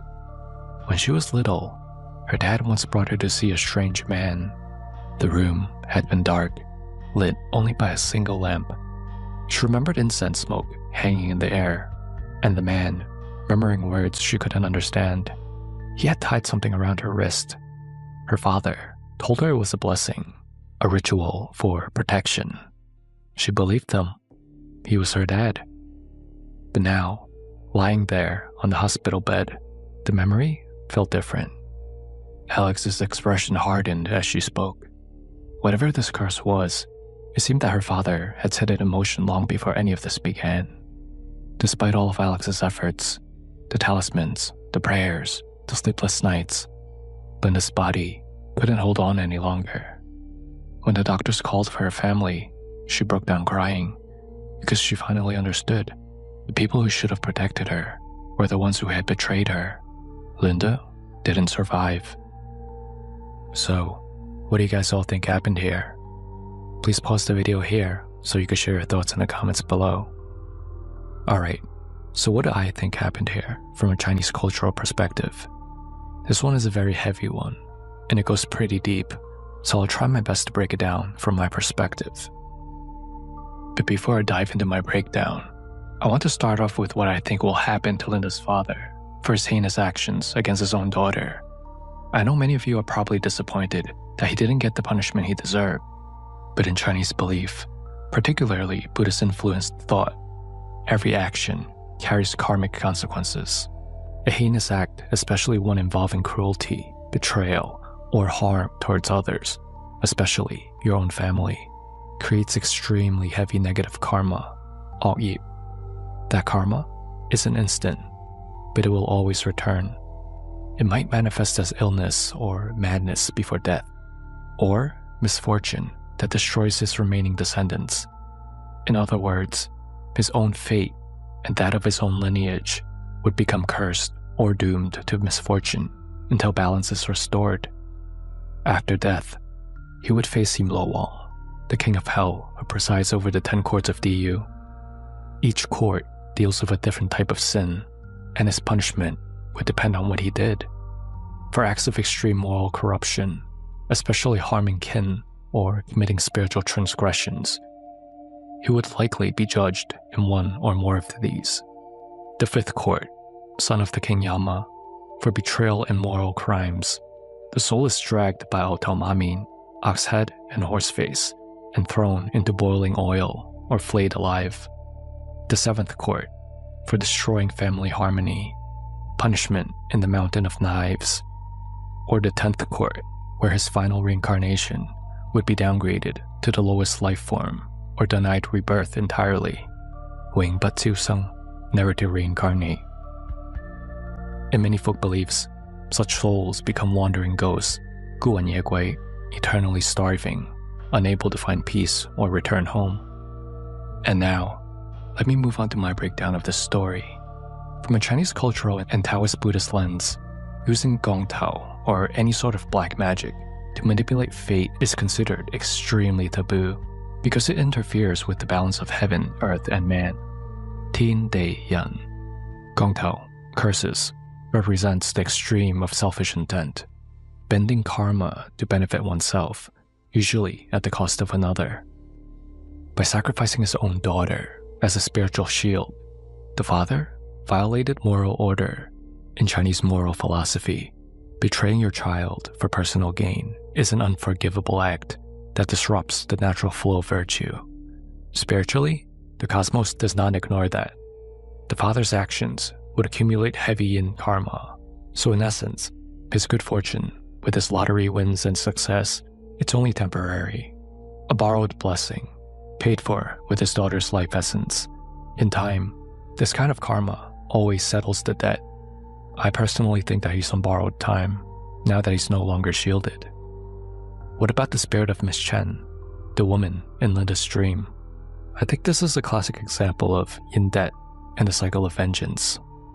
Miss Chen represents the concept of a Yunling, a vengeful spirit born from deep injustice. In Chinese ghost lore, spirits like her don't move on because the resentful energy outweighs all other emotion. However, notice how she tells Linda, "You're innocent, just like my daughter was." That line shows moral awareness. She's not a mindless ghost.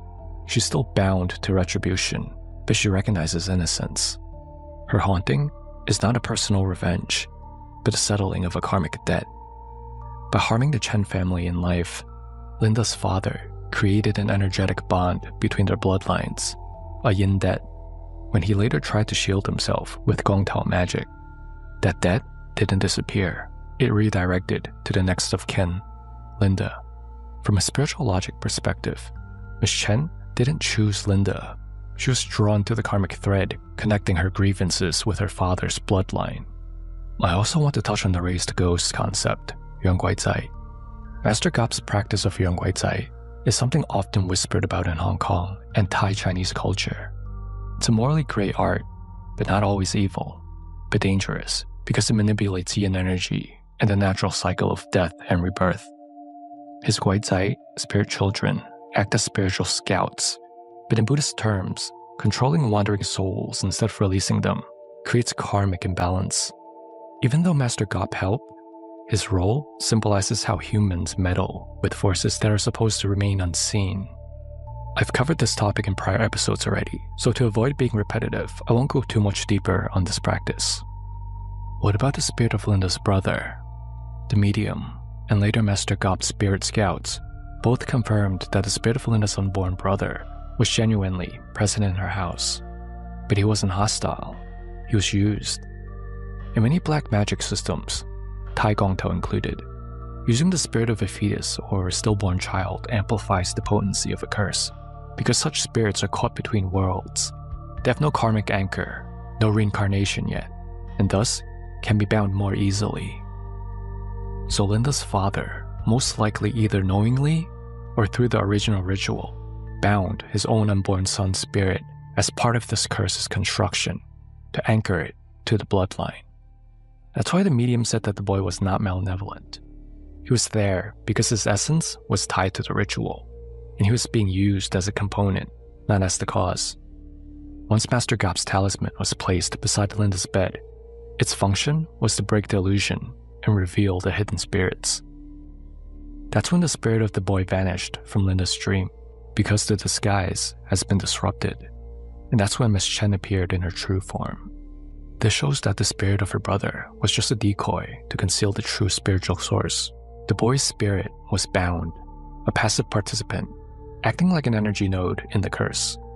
The real force behind the haunting was Miss Chen, whose vengeance has been redirected to Linda through her father's dark ritual. This might be a little confusing, so let me summarize it in simpler terms. So in life, Miss Chen lost her husband and daughter because of Linda's father and his friends. When she died, her spirit became what Chinese folk belief called a Yunling, a vengeful, restless soul. For decades, she wandered, trying to locate the man who ruined her family. But he used Gong Tao magic to protect himself. That spell hid him from her sight and redirected her anger towards something weaker, his own bloodline. So she never found the father directly.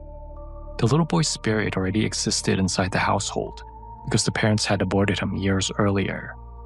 In Hong Kong and Thai Chinese belief, an aborted or stillborn child is called a toiling.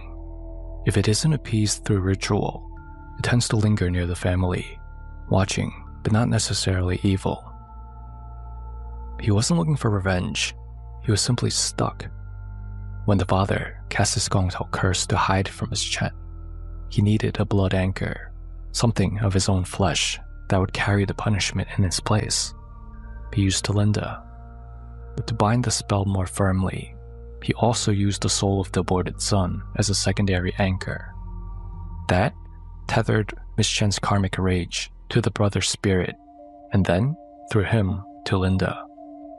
You can think of it as a chain of mirrors. Miss Chen, the vengeful spirit, who followed the cursed pathway created by the father's Gong Tao when she was looking for him, which then led her to the unborn brother's spirit, which then led her to Linda, the living vessel. Alright, so I don't want to hog up too much time in this episode. I now want to pass the torch over to Jay, who will narrate 2 Jay Nightmare stories for us. This happened when I was in the first year of elementary school. Thinking back on it now, I often wonder if it was a dream. I still remember that night very clearly, so a part of me doubts that it was just a nightmare. It was a very creepy experience. It was a July night, a real hot one. For a reason unknown to me, I suddenly woke up. I looked at the illuminated numbers on the alarm clock and saw that it was just after 3 a.m. Ever since I was little, I had an interest in ghost stories, and at every opportunity, I tried to watch anything mildly spooky on TV. But when it came down to it, to actually being confronted by something out of the ordinary, something kind of scary, I was a true scaredy cat. So when I woke up that night, I started to get a little spooked. I was immediately wondering why I woke up. I was suspicious and fear was knocking at the door of my mind, if that makes sense to anyone out there. Back in those days, our family slept in the same room as each other. My mum, dad, me and my sister used to sleep on roll-out beds. Hi, Jay here. Co-sleeping isn't that uncommon in Japan. Families often use 2 or 3 large futons spread across the floor in a tatami room to enable parents to sleep next to their babies or young children. Back to the story. Since I was awake, I looked around. I was curious to see if anyone else had woken up, but no one had. It's quite a lonely feeling as a child when you know that you're the only one awake at night, isn't it? I felt safe though, so I thought I'd try and get back to sleep. I shut my eyes in preparation for sleep, but after a few moments of them being shut, I heard something. I stiffened up, almost instantly, in fear, because I swear I heard a woman's voice say something like, "Help me." It was definitely coming from outside, but it scared the heck out of me. Our family home faced the national highway, but there were very few cars that passed at night. It sounded like the voice was coming from right outside, in that direction. Nowadays, a lot of apartments have been built in that area, and new neighborhoods have sprung up. Along with that, there are convenience stores, family restaurants, all sorts. So at night, there are a lot of people on the streets passing by, so street noise is perfectly normal. But back then, the nights were real quiet. There was hardly any street noise or people walking around in my area late at night. So you can imagine how freaky it was to hear someone say, "Help me," so late at night. It wasn't just a one-off. I heard that same woman's voice asking for help multiple times. She was saying it over and over again. I thought it sounded like she was in our garden. Something about her voice terrified me, but not as much as the proximity of that voice. You see, right outside the room we were all sleeping in was our garden. If I was to open the sliding door, all I would have to do was walk down the narrow and short hallway, and I would be at the door to the garden. So what I'm getting at is, the voice sounded very, very close. I was so frightened by the sound of this strange voice calling out for help, but not fully committing to it. It sounded somewhat disingenuous and somehow lethargic. It just lacked the urgency of a true call for help. And I think I was able to understand that, even at that age. Still, that call for help troubled me. It was frightening beyond belief. What was out in our garden? I shut my eyes and put my hands to my ears, but for some reason, I could still hear calls for help, even with my fingers jammed in my ears. After a while, the voice kind of just disappeared. It faded away. I wondered if the owner of that voice had wandered off. I felt a great sense of relief, in all honesty. But there was a feeling of fear that hadn't left me yet, a sense of unease. I felt, I don't know, but perhaps it was like the calm before the storm. So I decided to try and wake my dad up. He was sleeping next to me, so I gave him a couple of nudges. He didn't rouse though. My father was a policeman, and because of his line of work, he would often be a shallow sleeper. He would sometimes be on call for emergencies, and he was used to waking up at the slightest of noises, but not that night. I tried my best to wake him, but he was sound asleep. I began to panic, so I decided to go to my mum, who was sleeping just the other side of him. I didn't have much choice. I needed someone because I was scared. As I got up to step over my dad to get to my mum, that's when it happened. I heard it very clearly, and it came from the same room we were in. I heard an unknown woman's voice say, "Help me." It was the same voice I had heard out in the garden, but now it sounded like she was in the same room. I started freaking out. I thought I saw a shadow in the dark, but a pile of clothes can look like a monster if you forget that they're there in the dark. I'm not sure of what I saw, but I'm absolutely sure of what I heard. I screamed the house down. I was utterly terrified. I think I actually lost consciousness after that. I'm not sure if anyone came to my aid or not because I woke up at 6 a.m., our usual time for our family to get up. At that time, because no one said a word about it that morning, I decided to blame it on a nightmare. I had trouble sleeping for a long time after that, but that woman who wanted help never came back. I wonder if it was a dream? I'm not convinced though. I feel as if some kind of wandering spirit came to me that night because I was awake. Whatever it was, I'll never forget it. That memory has haunted me for years.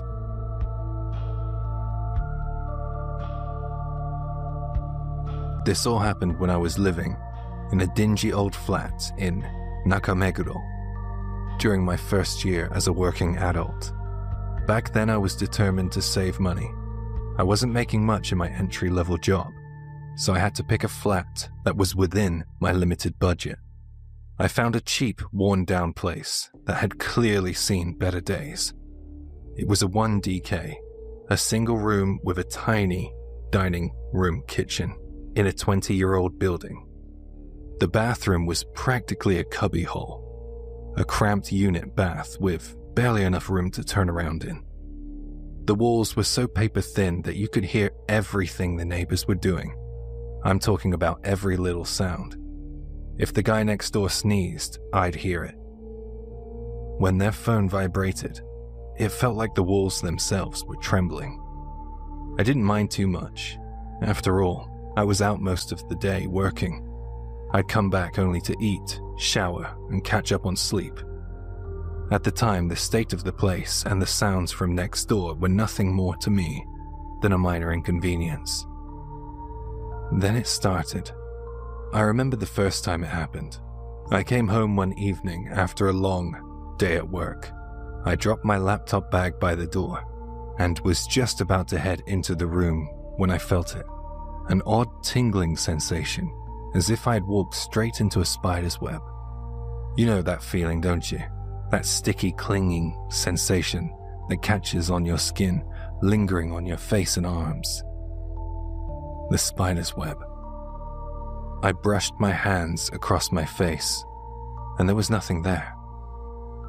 I thought little of it at first. A place like this was bound to have spiders, and worse. It wasn't unusual to find the odd cockroach scurrying around the floor, and if there were roaches, surely there would be spiders too, preying on them. So I brushed it off as a spiderweb I couldn't see and carried on with my night. But then it happened again. And again. Every time I came home from work, I felt that strange sensation, like invisible threads clinging to my face. I would stop in my tracks, frantically swiping the air around me, convinced there must be a web. And I hated spiders. But I could never find anything. No web, no spider, nothing. After a while, the sensation became more persistent, more deliberate. It wasn't just brushing against my skin anymore. It felt like something was deliberately touching me, caressing my skin, something unseen. I started feeling it almost every time I stepped through the door, and with that, the air inside my flat felt somehow different, heavier, like it was pressing down on me, suffocating. The once harmless feeling of walking into a web had become something sinister, something that made the hairs on the back of my neck stand on end. Eventually, I had had enough. I tore through the flat, searching every corner, every crevice for a nest, for spiders, or anything that could explain what was happening. I left no stone unturned, checked every inch of the walls, the ceiling, even behind the fridge. But there were no webs, no spiders, just me alone with a gnawing sense that something was wrong. I did find a cockroach though, and I killed it on the spot. I considered the idea that it could be strands of my hair blown by the wind when I opened the door. My hair was long enough to brush my ears, so maybe I was just being paranoid. Feeling stray strands tickling my face. But no, that didn't really explain it. I checked the mirror, carefully examining for loose hairs, also my hair, after I had a bath or a shower to see if I was losing it. But I realized that the sensation wasn't from my own hair. It was different, and worse, it was getting stronger. The next evening, as soon as I stepped inside, I felt it again. But this time, it wasn't just a brief touch. It was like something invisible was wrapping around my face, sliding down my cheek, as if trying to get my attention. A deep sense of dread settled over me, and I couldn't shake the feeling that something unseen was watching me. Waiting. Weeks passed with the same eerie occurrences. Then one day, in a desperate attempt to take my mind off of the flat's suffocating atmosphere, I invited two of my colleagues, let's just call them A and B, over for drinks. The mood at work had been tense, and a few beers and some casual conversation seemed like a good way to unwind.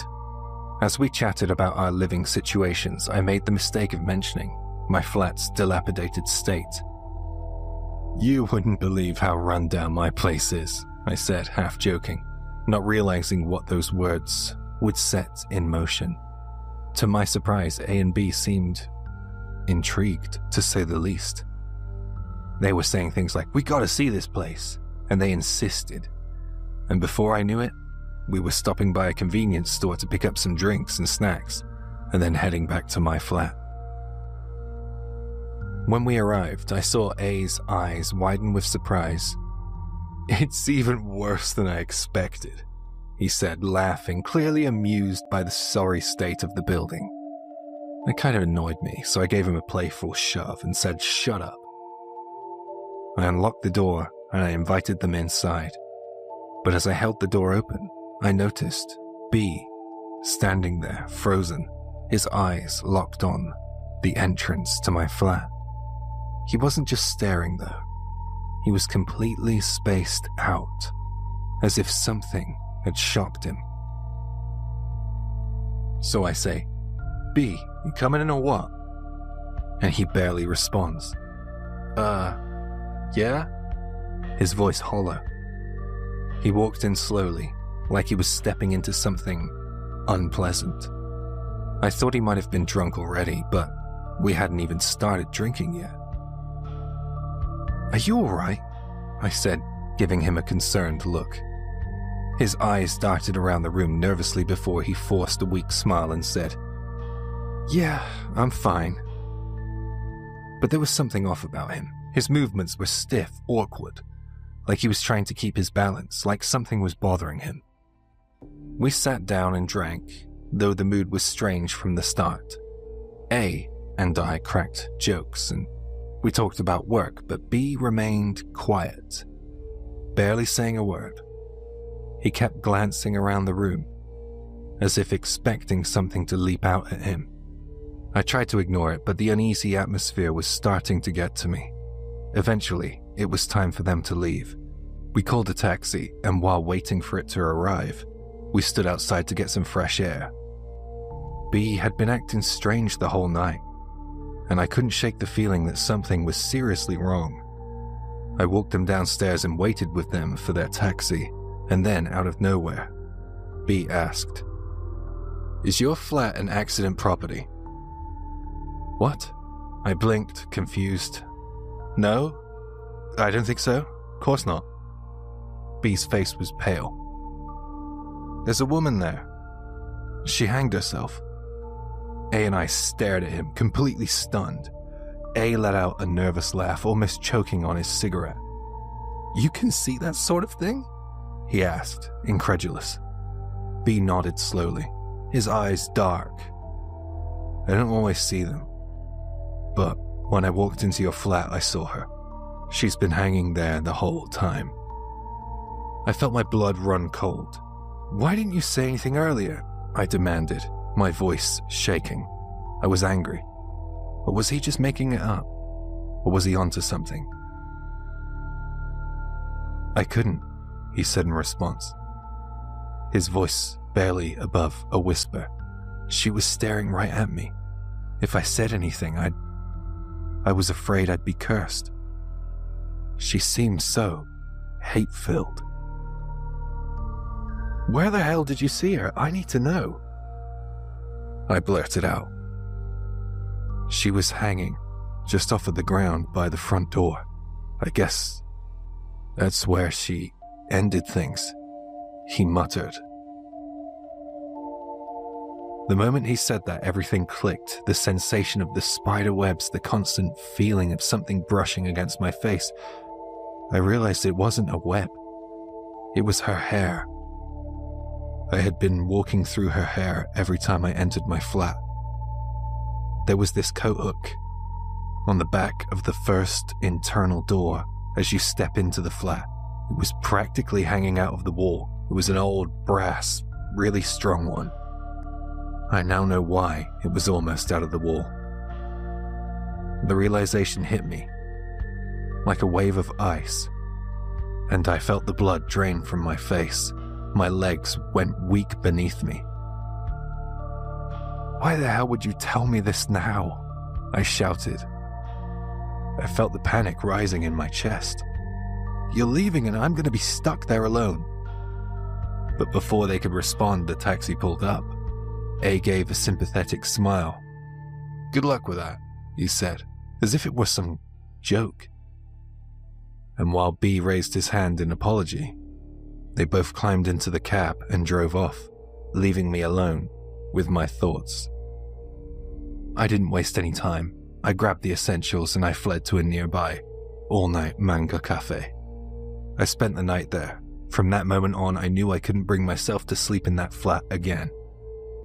I started searching for a new place immediately, bouncing between A and B's flats, and different cafes until I found somewhere else to live. When moving day finally came, A and B helped me pack up and leave that cursed apartment behind. I didn't care how cheap it had been. I would never step foot into that place again.